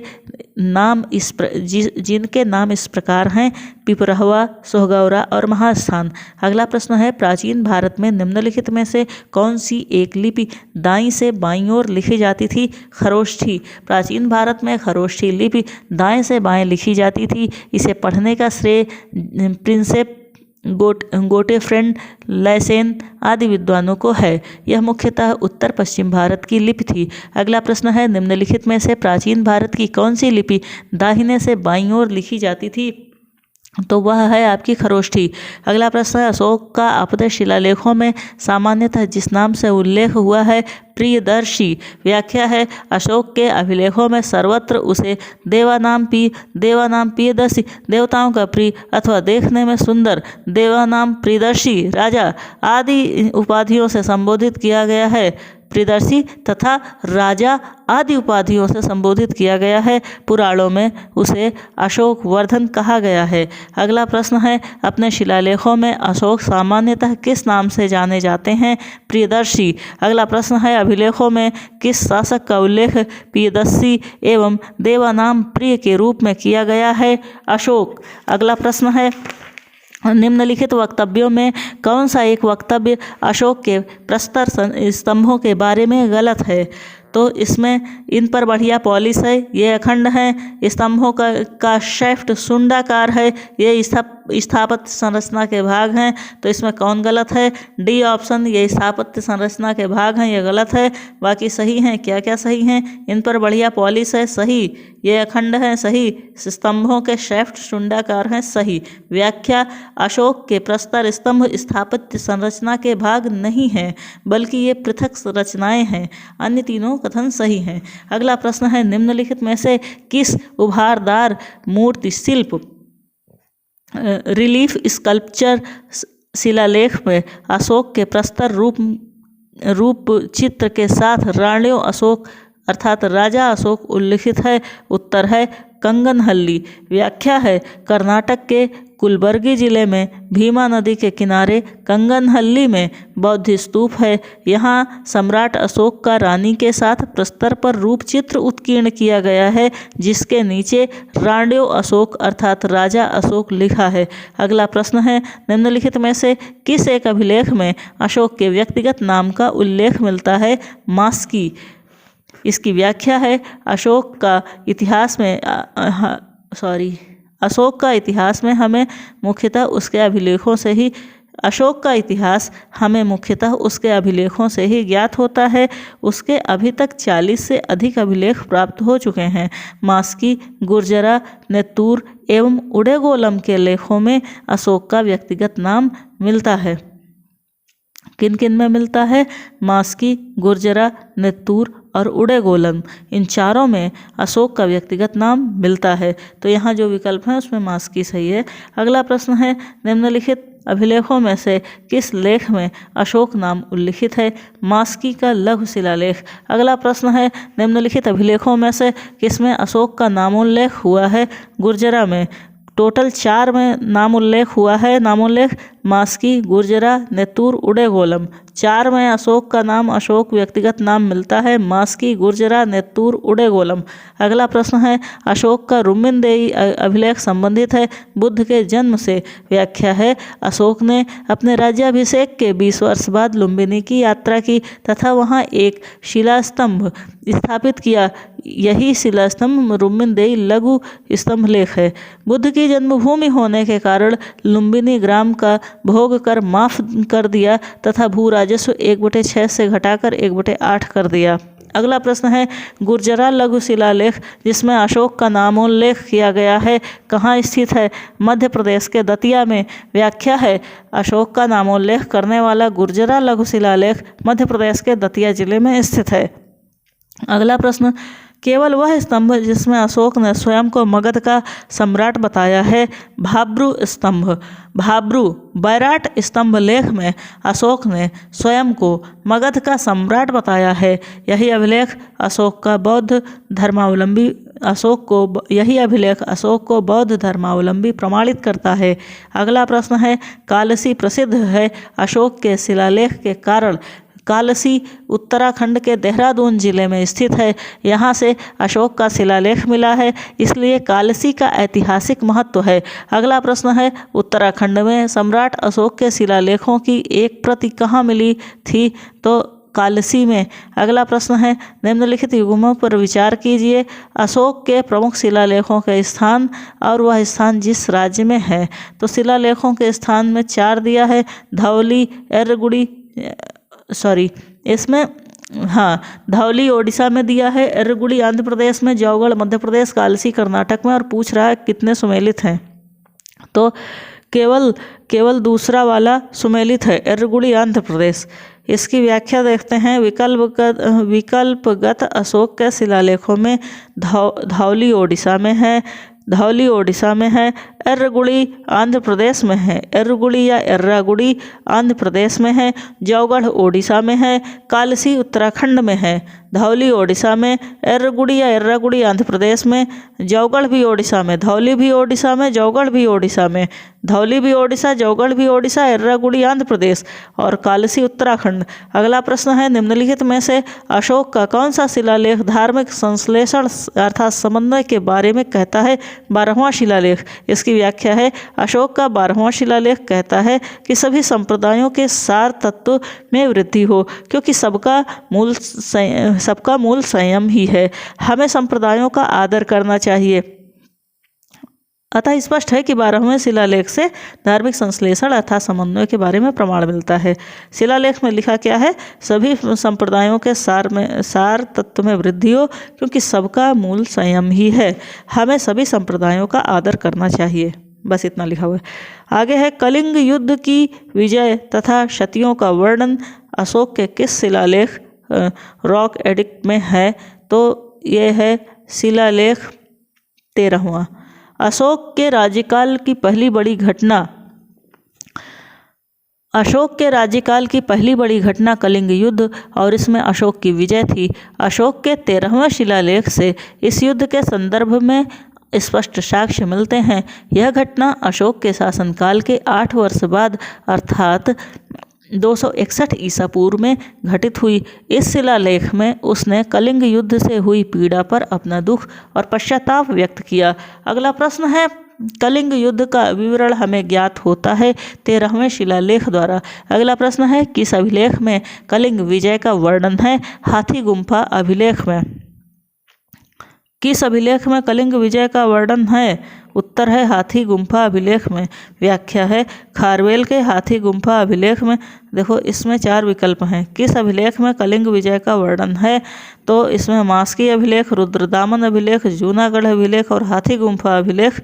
तो इसमें उत्तर है हाथी गुम्फा अभिलेख और व्याख्या है खारवेल के हाथी गुम्फा अभिलेख में नंद राजा द्वारा कलिंग विजय कर यहाँ से ले जाई गई जिन प्रतिमा को खारवेल द्वारा वापस लाने का उल्लेख मिलता है। ध्यातव्य है कि अशोक की कलिंग विजय का उल्लेख अशोक के 13वें बृहत शिलालेख से प्राप्त होता है। अगला प्रश्न है कि अशोक के निम्न अभिलेखों में से पूर्ण रूपेण धार्मिक सहिष्णुता के प्रति समर्पित कौन सा अभिलेख है? तो शिलालेख 12वां।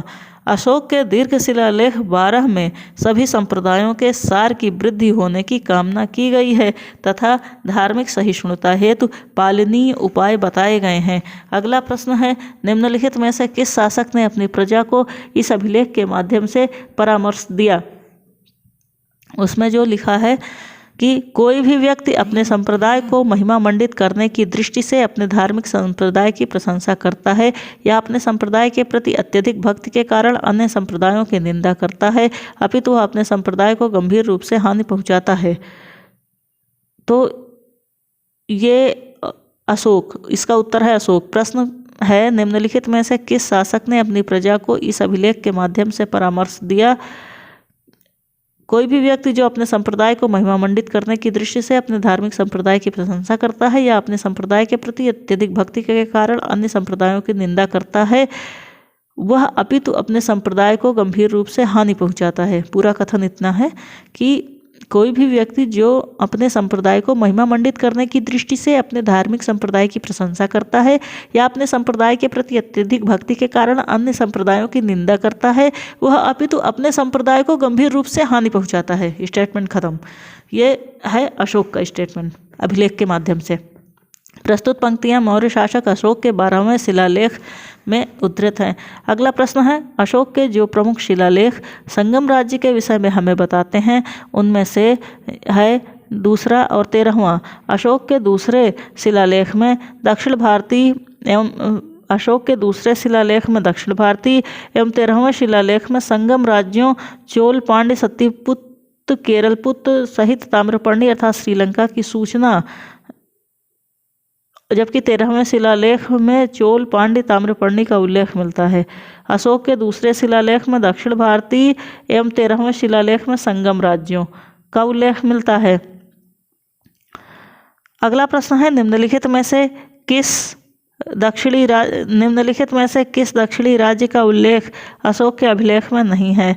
तो इसमें सातवाहन का नहीं है। किस किस का है? चोल, पांड्य, सत्यपुत का है। सातवाहन का उल्लेख नहीं है अशोक के शिलालेखों में। अगला प्रश्न है टालेमी फिलाडेल्फस जिसके साथ अशोक के राजनय संबंध थे कहाँ का शासक था? मिस्र का शासक था। इसकी व्याख्या है मौर्य शासक अशोक के 13वें शिलालेख से यह पता ज्ञात होता है। मौर्य शासक अशोक के 13वें शिलालेख से यह ज्ञात होता है कि अशोक के 5 यवन राजाओं के साथ मैत्रीपूर्ण संबंध थे जिनमें आंतियोक, एंटियोकस सेकंड, थियोस सीरिया का शासक था। अशोक के 13वें शिलालेख से ज्ञात होता है कि अशोक के 5 यवन राजाओं के साथ मैत्रीपूर्ण संबंध थे। वो 5 कौन कौन से थे? पहला तो अंतियोकस या एंटियोकस, सेकंड ये सीरिया का शासक था, दूसरा है तुर्मय या तुर्माय टालेमी ये मिस्र का शासक था, फिर है एंटीगोनस ये मकदूनिया का राजा था, मग ये साइरीन का शासक था तथा अलेक्सुंदर जिसे अलेक्जेंडर ये एपीरस का राजा था। ये 5 हैं। अगला है अशोक का समकालीन तुर्मय कहाँ का राजा था? तो तुर्मय मिस्र का राजा था। निम्नलिखित में से किस राजवंश के शासकों के सुदूर देशों जैसे सीरिया एवं मिस्र से राजकीय संबंध थे? मौर्यों के। मौर्य। अशोक के धम्म का मूल संदेश क्या है? इसमें 5 विकल्प हैं। राजा के प्रति प्रश्न है अशोक के धम्म का मूल संदेश क्या है? और विकल्प हैं राजा के प्रति वफादारी, शांति, दूसरा है शांति और अहिंसा, सी है बड़ों का सम्मान, डी है धार्मिक सहनशीलता और ई है उपयुक्त में से कोई नहीं ऑब्लिक उपयुक्त से एक से अधिक। तो ई दिया है। अब इसकी व्याख्या देखते हैं। अशोक धर्म धम्म एक नैतिक संहिता थी। अशोक अपने दूसरे और 7वें शिलालेख के माध्यम से संदेश देता है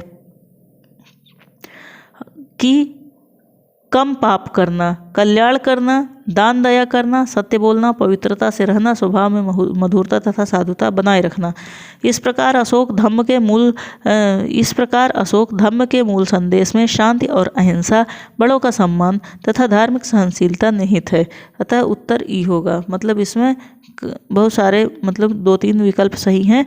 शांति और अहिंसा बी विकल्प में दिया है, शांति और अहिंसा, बड़ों का सम्मान भी सी विकल्प में है और धार्मिक सहनशीलता डी विकल्प में है। इस प्रकार से ये तीनों सही हैं।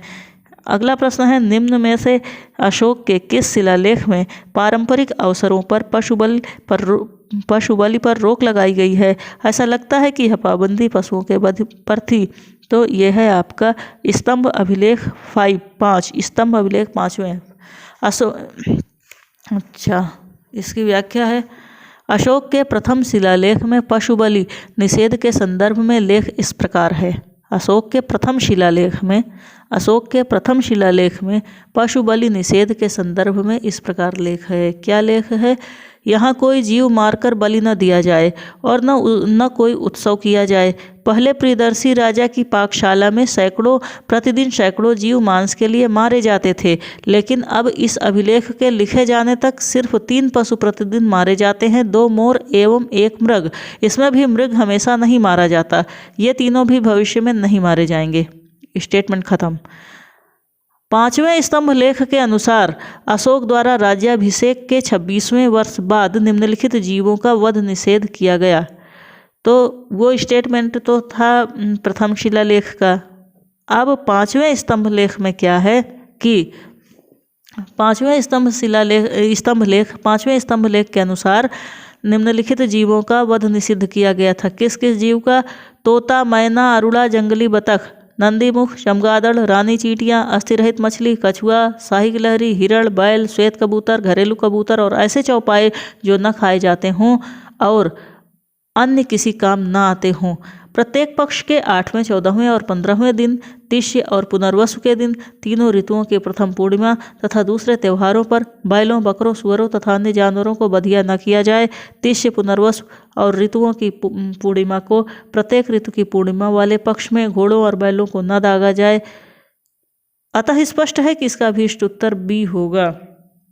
कुल मिला के इसमें जो है स्तंभ शिलालेख 5 मतलब प्रथम शिलालेख में भी है, क्योंकि प्रथम शिलालेख विकल्प में नहीं है, तो 5वें स्तंभ लेख में भी है कि बलि पर रोक लगाई गई है पारंपरिक अवसरों पर।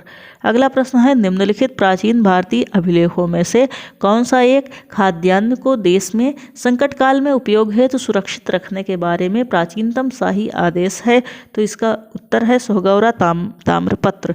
व्याख्या है इसकी गोरखपुर जिले से प्राप्त सोहगौरा ताम्रपत्र अभिलेख और बोगरा जिले अर्थात बांग्लादेश से प्राप्त महास्थान अभिलेख की रचना अशोककालीन प्राकृत भाषा में हुई और उन्हें ईसा पूर्व 3री सदी की ब्राह्मी लिपि में लिखा गया। ये अभिलेख अकाल के समय किए जाने वाले राहत कार्यों के संबंध में हैं। इस अकाल की पुष्टि जैन स्रोतों से होती है। अगला प्रश्न है कथन और कारण। कथन है अशोक ने कलिंग को मौर्य साम्राज्य में जोड़ दिया था। कारण कलिंग दक्षिण भारत को जाने वाले स्थलीय एवं समुद्री मार्गों को नियंत्रित करता था। ऑप्शन ए और आर दोनों सही, आर ए तथा आर ए का सही स्पष्टीकरण है। व्याख्या है इसकी अशोक ने अपने राज्याभिषेक के 8 वर्ष बाद कलिंग पर विजय प्राप्त कर उसे मौर्य साम्राज्य में शामिल कर लिया था। दक्षिण के साथ सीधे संपर्क के लिए समुद्री तथा स्थल मार्ग पर मौर्यों का नियंत्रण आवश्यक था। यदि कलिंग स्वतंत्र देश रहता तो समुद्री और स्थल मार्ग से होने वाले व्यापार में रुकावट पड़ सकती थी। अतः कलिंग को मगध राज्य में मिलाना आवश्यक था। इस प्रकार कथन और कारण दोनों सही हैं तथा कारण कथन की सही व्याख्या है। अगला प्रश्न है कथन कारण। तो कथन है मौर्यकालीन शासकों ने धार्मिक आधार पर भू अनुदान नहीं दिया था। कारण भू अनुदान के विरुद्ध कृषकों ने विद्रोह किया। सी, ए सही, आर गलत। ए सही। क्या सही? मौर्यकालीन शासकों ने धार्मिक आधार पर भू अनुदान नहीं दिया था। सही। गलत क्या है? भू अनुदान के लिए कृषकों ने विद्रोह किया, यह गलत है। इसकी व्याख्या है, धार्मिक आधार पर भूमिदान का प्रथम साक्ष्य मौर्योत्तर युगीन राजवंश सातवाहन के समय के एक अभिलेख से प्राप्त होता है। मौर्यकालीन शासकों ने धार्मिक आधार पर कोई भूमिदान स्वरूप नहीं दी थी। भूमिदान के विरुद्ध कृषकों के विद्रोह का कोई वर्णन नहीं प्राप्त होता। अगला प्रश्न है, प्रसिद्ध यूनानी राजदूत मेगास्थनीज भारत में किसके दरबार में आए थे? चंद्रगुप्त मौर्य। इसकी व्याख्या है, मेगास्थनीज सेल्यूकस निकेटर द्वारा चंद्रगुप्त मौर्य की राज्यसभा में भेजा गया यूनानी राजदूत था। इसके पूर्व वह अराकोसिया के क्षत्रप के राज दरबार में सेल्यूकस का राजदूत रह चुका था। मेगास्थनीज ने काफ़ी समय तक मौर्य दरबार में निवास किया। भारत में उसने जो कुछ भी देखा सुना उसको इंडिका नामक अपने प्रसिद्ध ग्रंथ में लिपिबद्ध किया। अगला प्रश्न है, मेगास्थनीज दूत था सेल्यूकस का। अगला प्रश्न है, किसके शासनकाल में मेगास्थनीज भारत आया? चंद्रगुप्त मौर्य के शासनकाल में। अगला प्रश्न है, मौर्य समाज का 7 वर्गों में विभाजन का विशेष रूप से उल्लेख किया गया है मेगास्थनीज की पुस्तक इंडिका में। इसकी व्याख्या है, मेगास्थनीज ने अपनी पुस्तक इंडिका में भारतीय समाज को 7 श्रेणियों में विभाजित किया: दार्शनिक, कृषक, पशुपालक, कारीगर, योद्धा, निरीक्षक एवं सभासद। मेगास्थनीज भारतीय समाज में दास प्रथा के प्रचलित होने का उल्लेख नहीं करता है। मौर्य काल में कोई भी व्यक्ति न तो अपनी जाति से बाहर विवाह कर सकता था और न ही उससे भिन्न पेशा अपना सकता था। अगला प्रश्न है, मेगास्थनीज ने भारतीय समाज को कितनी श्रेणियों में विभाजित किया? 7। अगला है, निम्नलिखित में से किस स्रोत में उल्लिखित है कि प्राचीन भारत में दासता नहीं थी? मेगास्थनीज की इंडिका। अगला प्रश्न है, मौर्य समाज का विभाजन 7 वर्गों में विशेष तौर पर उल्लिखित है मेगास्थनीज की इंडिका में। अगला प्रश्न है, मौर्य काल में टैक्स को छुपाने अर्थात टैक्स चोरी के लिए क्या दंड दिया जाता था? मृत्युदंड। Oh my God. इसकी व्याख्या है, मेगास्थनीज की पुस्तक इंडिका में पाटलिपुत्र के नगर प्रशासन का वर्णन मिलता है। इसके अनुसार पाटलिपुत्र नगर का प्रशासन 30 सदस्यों की विभिन्न समितियों द्वारा होता था। इसकी कुल 6 समितियां होती थीं तथा प्रत्येक समिति में 5 सदस्य होते थे। छठी समिति का कार्य बिक्री कर वसूल करना था। विक्रय कर मूल्य के 10वें भाग के रूप में वसूल किया जाता था। करों की चोरी करने वालों को मृत्युदंड दिया जाता था। अगला प्रश्न है, वह स्रोत जिसमें पाटलिपुत्र के प्रशासन का वर्णन है इंडिका। अगला प्रश्न है, निम्नलिखित में से कौन स्रोत मौर्यों के नगर प्रशासन का विस्तृत विवरण प्रस्तुत करता है? मेगास्थनीज की इंडिका। अगला प्रश्न है, मेगास्थनीज की पुस्तक का नाम क्या है? इंडिका। इंडिका का मूल लेखक था मेगास्थनीज। इंडिका का लेखक कौन था? मेगास्थनीज। इंडिका का लेखक कौन था? मेगास्थनीज। अगला प्रश्न है, वर्तमान नगर पालिका प्रशासन में कौन सा कार्य मौर्य काल से जारी है? जन्म एवं मृत्यु का पंजीकरण। व्याख्या है, मौर्य युग में नगरों का प्रशासन नगर पालिकाओं द्वारा चलाया जाता था जिसका प्रमुख नागरक या पुरमुख्य था। मेगास्थनीज ने पाटलिपुत्र के नगर परिषद की 5 सदस्यों वाली 6 समितियों का उल्लेख किया है। इनमें से तीसरी समिति जन्म मृत्यु पंजीकरण का हिसाब रखती थी। वर्तमान में भी यह कार्य नगर पालिका प्रशासन द्वारा किया जाता है। अगला प्रश्न है, मौर्य नरेशों के बारे में निम्न में से कौन सा कथन सही है? उन्होंने विकास किया था। ए ऑप्शन संस्कृत कला व साहित्य, बी सोने के सिक्के, सी प्रांतीय प्रशासन, डी हिंदू कुश तक साम्राज्य। डी ऑप्शन मतलब डी सही।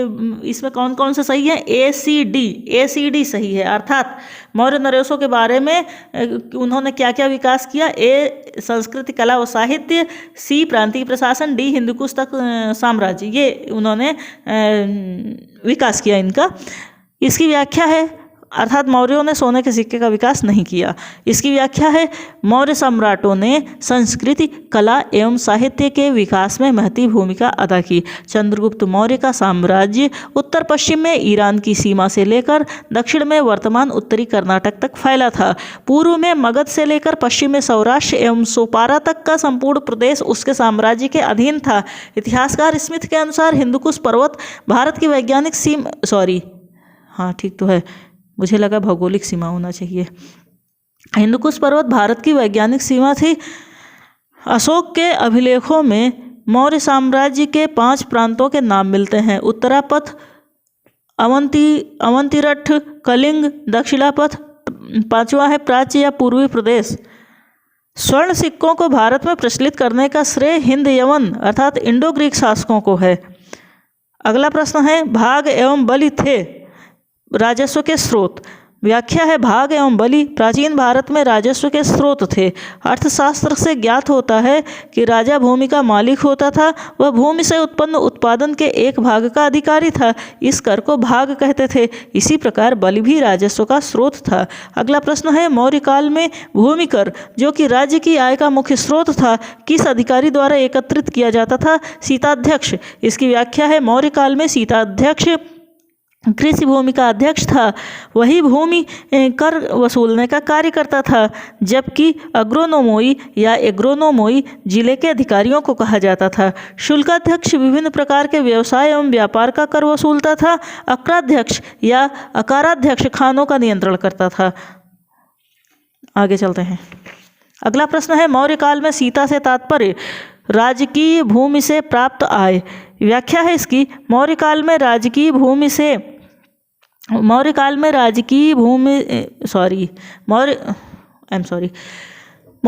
सीता से तात्पर्य है राजकीय भूमि से प्राप्त आय। इसकी व्याख्या है, मौर्य काल में राजकीय भूमि की व्यवस्था सीताध्यक्ष द्वारा होती थी। इससे प्राप्त होने वाली आय को सीता कहा जाता था, जबकि वैदिक काल में हल से बनी नालियों को सीता कहा जाता था। अगला प्रश्न है, मौर्य मंत्री परिषद में निम्न में से कौन राजस्व इकट्ठा करने से संबंधित था? समाहर्ता। इसकी व्याख्या है, मौर्य मंत्री परिषद में राजस्व एकत्र करने का कार्य समाहर्ता के द्वारा किया जाता था। अंतपाल सीमा का रक्षक या सीमावर्ती दुर्गों की देखभाल करता था, जबकि प्रदेष्टा विषयों या कमिश्नरियों का प्रशासक था। अगला प्रश्न है, निम्नलिखित में से कौन मौर्ययुगीन अधिकारी तौल माप का प्रभारी था?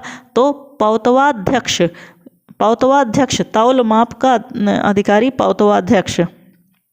इसकी व्याख्या है, मौर्ययुगीन अधिकारी पौतवाध्यक्ष तौल माप का प्रभारी था।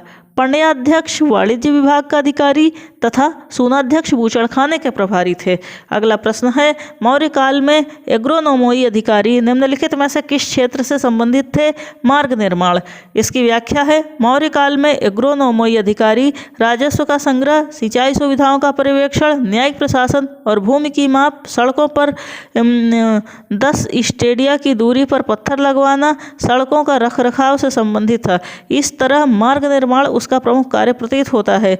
उत्तर प्रदेश लोक सेवा आयोग ने इस प्रश्न का विकल्प सी मतलब मार्ग निर्माण माना है। अगला प्रश्न था, पंकोदक सन्निरोधे मौर्य प्रशासन में लिया जाने वाला जुर्माना था। किस बात के लिए? सड़क पर कीचड़ फैलाने पर। पंकोदक सन्निरोधे मौर्य प्रशासन में सड़क पर जल और कीचड़ इकट्ठा करने या कीचड़ फेंकने के कारण लिया जाने वाला जुर्माना था। अगला प्रश्न है, सूची 1 को 2 से सुमेलित करना है। सूची 1 में अधिकारी हैं और सूची 2 में कार्य हैं। अधिकारी हैं तलार, पट्टकोल, सहसाधिपति और बलाधिप, सहसाधिपति और बलाधिप। और उधर क्या है? कार्य चुंगी का सुरक्षक, चोरी डकैती के मुकदमे का अधिकारी, रात्रि सुरक्षा कर्मियों का अधिकारी, ग्रामीण कर वसूली करने वाला अधिकारी। तो इसका सही सुमेलन इस प्रकार है, तलार कौन थे? तलार अधिकारी थे। रात्रि सुरक्षा कर्मियों का अधिकारी था तलार। पट्टकोल ग्रामीण कर वसूली करने वाला अधिकारी पट्टकोल। सहसाधिपति चोरी डकैती के मुकदमे का अधिकारी सहसाधिपति। और बलाधिपति चुंगी का सुरक्षक, बलाधिप नॉट बलाधिपति, बलाधिप चुंगी का सुरक्षक था। अगला प्रश्न है, मौर्य काल में शिक्षा का सर्वाधिक प्रसिद्ध केंद्र था तक्षशिला। इसकी व्याख्या है, मौर्य का फिर से प्रश्न सुनेंगे। मौर्य काल में शिक्षा का सर्वाधिक प्रसिद्ध केंद्र था तक्षशिला। व्याख्या है वैशाली वर्तमान बिहार का एक जिला है। प्राचीन काल में वैशाली बुद्ध एवं जैन परंपरा से जुड़ा रहा। इसकी स्थापना 6ठी शताब्दी ईसा पूर्व गौतम बुद्ध के जन्म से पहले की गई थी। महावीर स्वामी का जन्म यहीं हुआ था। नालंदा बौद्ध शिक्षा का महत्वपूर्ण केंद्र था। अब नालंदा की बारी आई हुई, एक विकल्प में नालंदा भी है। नालंदा बौद्ध शिक्षा का महत्वपूर्ण केंद्र था। सर्वप्रथम यहाँ बौद्ध विहार की स्थापना गुप्त काल में करवाई गई थी। नालंदा में की गई खुदाइयों से पता चलता है कि यहाँ विश्वविद्यालय लगभग 1 मील लंबाई में और आधा मील चौड़ाई में स्थित था। अब बारी आती है तक्षशिला की। तक्षशिला मौर्य काल में हिंदू एवं बौद्ध शिक्षा का प्रमुख केंद्र था। यहाँ विश्व भर से लोग पढ़ने आते थे। अगला है प्रश्न, कौटिल्य के अर्थशास्त्र के अनुसार मौर्यकालीन न्याय व्यवस्था में निम्नलिखित न्यायालय अस्तित्व में थे। कौन कौन से? इसमें 4 हैं। धर्म महापात्र, धर्मस्थी, रज्जुक और कंटक शोधन। प्रश्न फिर से सुनेंगे। कौटिल्य के अर्थशास्त्र के अनुसार मौर्यकालीन न्याय व्यवस्था में न्यायालय कौन कौन से अस्तित्व में थे? धर्म महापात्र, धर्मस्थी, रज्जुक और कंटक शोधन। इसमें सही विकल्प चुनना है। क्या चुनना है कि न्यायालय कौन कौन से अस्तित्व में थे? तो 2 और 4 अर्थात धर्मस्थी और कंटक शोधन, ये मौर्यकालीन न्यायालय थे जो अस्तित्व में थे। इसकी व्याख्या है कौटिल्य के अर्थशास्त्र के अनुसार मौर्यकालीन न्याय व्यवस्था में न्यायालय मुख्यतः 2 प्रकार के थे, धर्मस्थी तथा कंटक शोधन। धर्मस्थी दीवानी तथा कंटक शोधन फौजदारी न्यायालय था। प्रदेष्टा फौजदारी न्यायालय का न्यायाधीश तथा व्यवहारिक दीवानी न्यायालय का न्यायाधीश था। कौटिल्य के अर्थशास्त्र में उल्लेख है कि जो अमात्य धर्मोपधाशुद्ध अर्थात धार्मिक प्रलोभन द्वारा शुद्ध चरित्र वाले सिद्ध होते थे, उन्हें ही न्यायाधीश बनाया जाता था। अगला प्रश्न है, भारत के सांस्कृतिक इतिहास के संदर्भ में इतिवृत्तों, राजवंशी इतिहासों तथा वीर गाथाओं को कंठस्थ करना निम्नलिखित में से किसका व्यवसाय था? मागध का। इसकी व्याख्या है भारत के सांस्कृतिक इतिहास के संदर्भ में इतिवृत्तों, राजवंशी इतिहासों तथा वीर गाथाओं को कंठस्थ करने का व्यवसाय मागध एवं सूत वर्गों का था। अगला प्रश्न है, गांवों के शासन को स्वायत्तशासी पंचायतों के माध्यम से संचालित करने की व्यवस्था का सूत्रपात किसने किया? द्रविड़ों ने। व्याख्या है इसकी, गांवों के शासन को स्वायत्तशासी पंचायतों के माध्यम से संचालित करने की व्यवस्था का सूत्रपात द्रविड़ों अर्थात चोलों ने किया। यह व्यवस्था उस समय गांवों के प्रशासन का आधार थी। अगला प्रश्न है, प्राचीन भारत के निम्नलिखित ग्रंथों में से किसमें पति द्वारा परित्यक्त पत्नी के लिए विवाह विच्छेद की अनुमति दी गई है? अर्थशास्त्र। व्याख्या है, अर्थशास्त्र में पति द्वारा परित्यक्त पत्नी के लिए विवाह विच्छेद की अनुमति दी गई है। मौर्य कालीन समाज में तलाक की प्रथा थी। पति के बहुत समय तक विदेश में रहने या उसके शरीर में दोष होने पर पत्नी उसका त्याग कर सकती थी। इस प्रकार पत्नी के व्यभिचारिणी होने या बंध्या होने जैसी दशाओं में पति उसका त्याग कर सकने का अधिकारी था। अगला प्रश्न है, निम्नलिखित में से किसमें पुनर्विवाह वर्जित है? मनुस्मृत। इसमें 4 विकल्प हैं, जातक, मनुस्मृत, याज्ञवल्क्य, अर्थशास्त्र। तो इसमें निम्नलिखित में किसमें पुनर्विवाह वर्जित है? मनुस्मृत में। इसकी व्याख्या है, मनुस्मृत के 38वें खंड में स्पष्ट उल्लेख है कि वह व्यक्ति जिसकी पत्नी मर गई हो पुनर्विवाह कर सकता है, लेकिन विधवा को पुनर्विवाह की अनुमति नहीं है। अगला प्रश्न है, विदेशियों को भारतीय समाज में मनु द्वारा दिया गया सामाजिक स्तर था व्रात्य क्षत्रियों का। व्रात्य क्षत्रियों का। इसकी व्याख्या है, विदेशियों को भारतीय समाज में मनु द्वारा व्रात्य क्षत्रिय का सामाजिक स्तर दिया गया था। अगला प्रश्न है, निम्नलिखित व्यक्ति भारत में किसी न किसी समय आए? फाहियान, इत्सिंग, मेगास्थनीज, ह्वेनसांग। तो इसका कालानुक्रम, उनके आने का कालानुक्रम, सबसे पहले मेगास्थनीज आया, फिर फाहियान आया, इसके बाद ह्वेनसांग आया, इसके बाद सबसे अंत में इन चारों में इत्सिंग आया। इसकी व्याख्या है, यूनानी शासक सेल्यूकस ने मेगास्थनीज नामक अपना एक राजदूत चंद्रगुप्त मौर्य के दरबार में भेजा था। वह बहुत दिनों तक पाटलिपुत्र में रहा तथा भारत पर उसने इंडिका नामक पुस्तक की रचना की। चीनी यात्री फाहियान ने चंद्रगुप्त द्वितीय के समय भारत की यात्रा की थी। चीनी यात्री ह्वेनसांग हर्षवर्धन के समय भारत आया। इत्सिंग 7वीं सदी ईस्वी में भारत आया चीनी यात्री था। अगला प्रश्न है, सूची 1 को 2 से सुमेलित करना है। सूची 1 में चंद्रगुप्त, बिंदुसार, अशोक और चाणक्य है, और सूची 2 में जो है उनके उपाधियां हैं उनकी पियदसी, सैंड्रोकोट्स, अमित्रघात और विष्णुगुप्त। इनका सही सुमेलन इस प्रकार से है: चंद्रगुप्त, सैंड्रोकोट्स, बिंदुसार, अमित्रघात, अशोक, पियदसी और चाणक्य विष्णुगुप्त। अगला प्रश्न है, अंतिम मौर्य सम्राट था बृहद्रथ। अंतिम मौर्य शासक बृहद्रथ था।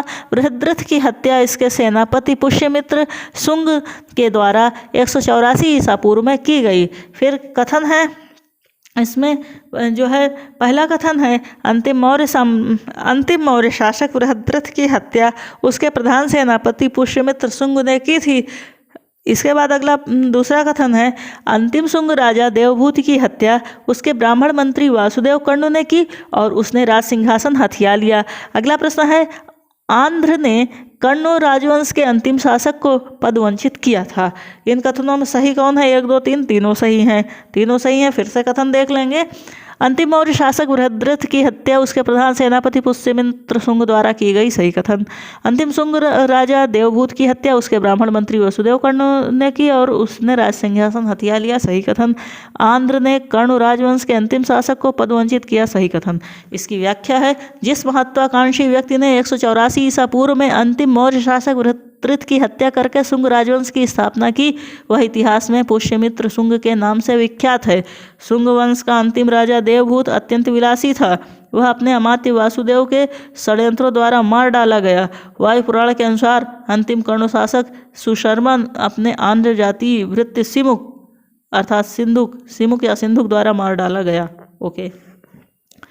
अगला प्रश्न है, मौर्य काल में प्रलयम था आपातकालीन कर। मौर्य काल में प्रलयम या प्रलय एक आपातकालीन कर था।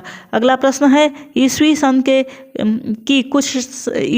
के पूर्व की कुछ शताब्दियों में निम्नलिखित में से किन शासकों ने गिरनार क्षेत्र में जल संसाधन व्यवस्था की ओर ध्यान दिया? इसमें 4 हैं: महापद्मनंद, चंद्रगुप्त मौर्य, अशोक, रुद्रदामन, कूटचुन्ना है। सही उत्तर 2 और 3। प्रश्न है, ईस्वी सन के पूर्व की कुछ शताब्दियों में निम्नलिखित में से किन शासकों ने गिरनार क्षेत्र में जल संसाधन व्यवस्था की ओर ध्यान दिया? तो चंद्रगुप्त मौर्य और अशोक ने। इसकी व्याख्या है, ईस्वी सन के पूर्व की कुछ शताब्दियों में चंद्रगुप्त मौर्य एवं अशोक ने गिरनार क्षेत्र में जल संसाधन व्यवस्था की ओर ध्यान दिया। उस क्षेत्र में चंद्रगुप्त मौर्य ने सुदर्शन झील खुदवाई तथा अशोक ने ईसा पूर्व 3री शताब्दी में इससे नहरें निकाली। शक, छत्रप, रुद्रदामन के जूनागढ़ अभिलेख में इन दोनों कार्यों का वर्णन है।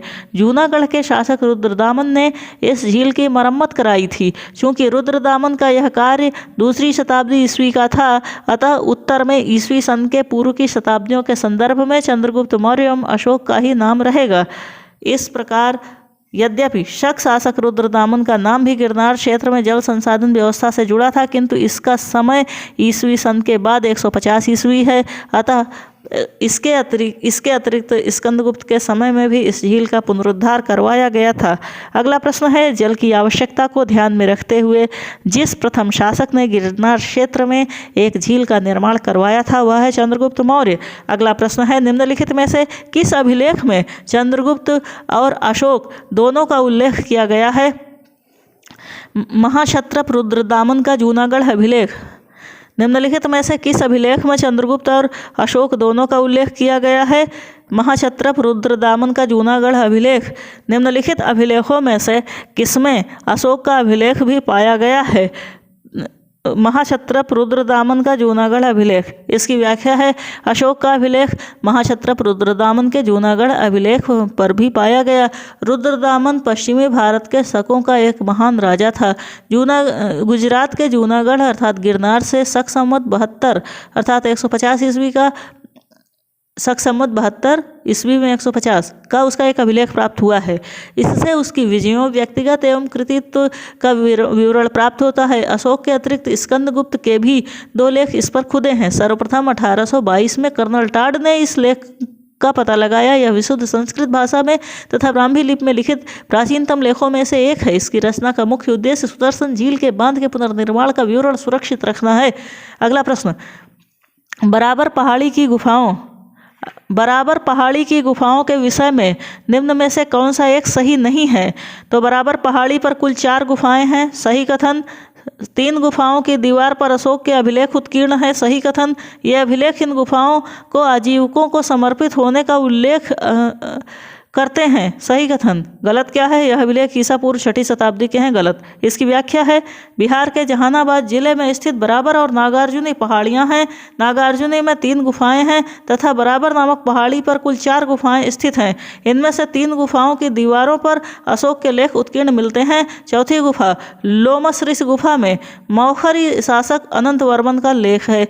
इसे वैष्णव गुफा भी कहते हैं। प्रथम 3 गुफा अशोक द्वारा आजीवक संप्रदाय के साधुओं के निवास के लिए गुफा दान दिए जाने का विवरण सुरक्षित है। चट्टानों को काटकर बनाई गई इन गुफाओं का संबंध मौर्य काल से है। इन गुफाओं में उत्कीर्ण अभिलेख 3री शताब्दी ईसा पूर्व से संबंधित है। अगला प्रश्न है, मौर्यकालीन मूर्तियों में मणिभद्र अर्थात यक्ष नाम से अंकित मूर्ति किस स्थान से प्राप्त हुई है? परखम। फिर से सुनेंगे, मौर्यकालीन मूर्तियों में मणिभद्र ब्रैकेट में यक्ष नाम से अंकित मूर्ति किस स्थान से प्राप्त हुई है? परखम नामक स्थान से। इसकी व्याख्या है, मथुरा की मूर्तिकला का प्रादुर्भाव यहाँ की लोक कला के माध्यम से हुआ। लोक कला से संबंधित ये मूर्तियाँ यक्षों की हैं। यक्ष पूजा तत्कालीन लोक धर्म का अभिन्न अंग थी। यहाँ से सर्वाधिक महत्वपूर्ण परखम नामक ग्राम से प्राप्त मणिभद्र यक्ष की मूर्ति है, जिसका संबंध मौर्य काल से है। मथुरा से प्राप्त यह यक्ष प्रतिमा भारतीय कला जगत में परखम यक्ष के नाम से प्रसिद्ध है। अंतिम प्रश्न है, निम्नलिखित में से कौन युग्म सही सुमेलित है? इसमें पहला भी सही सुमेलित है, लोथल एंशिएंट डॉकयार्ड। दूसरा सुमेलित है Sarnath first sermon of Buddha. और चौथा सुमेलित है Nalanda great seat of Buddhist learning. और गलत क्या है? Rajgir lion capital of Ashoka, ये गलत है।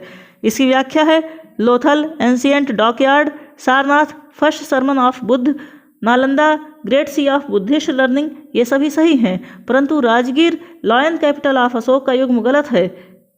इसका सही उत्तर होगा राजगीर नहीं होगा, बल्कि सारनाथ होगा, लॉयन कैपिटल ऑफ अशोक। इसी के साथ यह चैप्टर समाप्त होता है। आशा करती हूँ कि आपको पसंद आया होगा। जैसा कि मैंने ऑडियो के स्टार्टिंग में ही बताया कि मेरा उद्देश्य है, मेरी कोशिश है कि मैं एक ऐसी ऑडियो सीरीज़ लेकर आऊँ जिसे आप कोई कार्य करते हुए सुन सकें और अपने समय का दोहरा उपयोग कर सकें। ये ऑडियो सीरीज़ कोई कॉन्सेप्ट क्लियर कराने या समझाने के उद्देश्य से नहीं बनाई गई है, वरन यह एक रिवीजन के पर्पज़ से बनाई गई है कि जो चीज़ें आप पढ़ चुके हैं पहले से, उसे कोई कार्य करते हुए सुन सकें और जो आपने पढ़ा है उसका एक रिवीजन हो सके। धन्यवाद।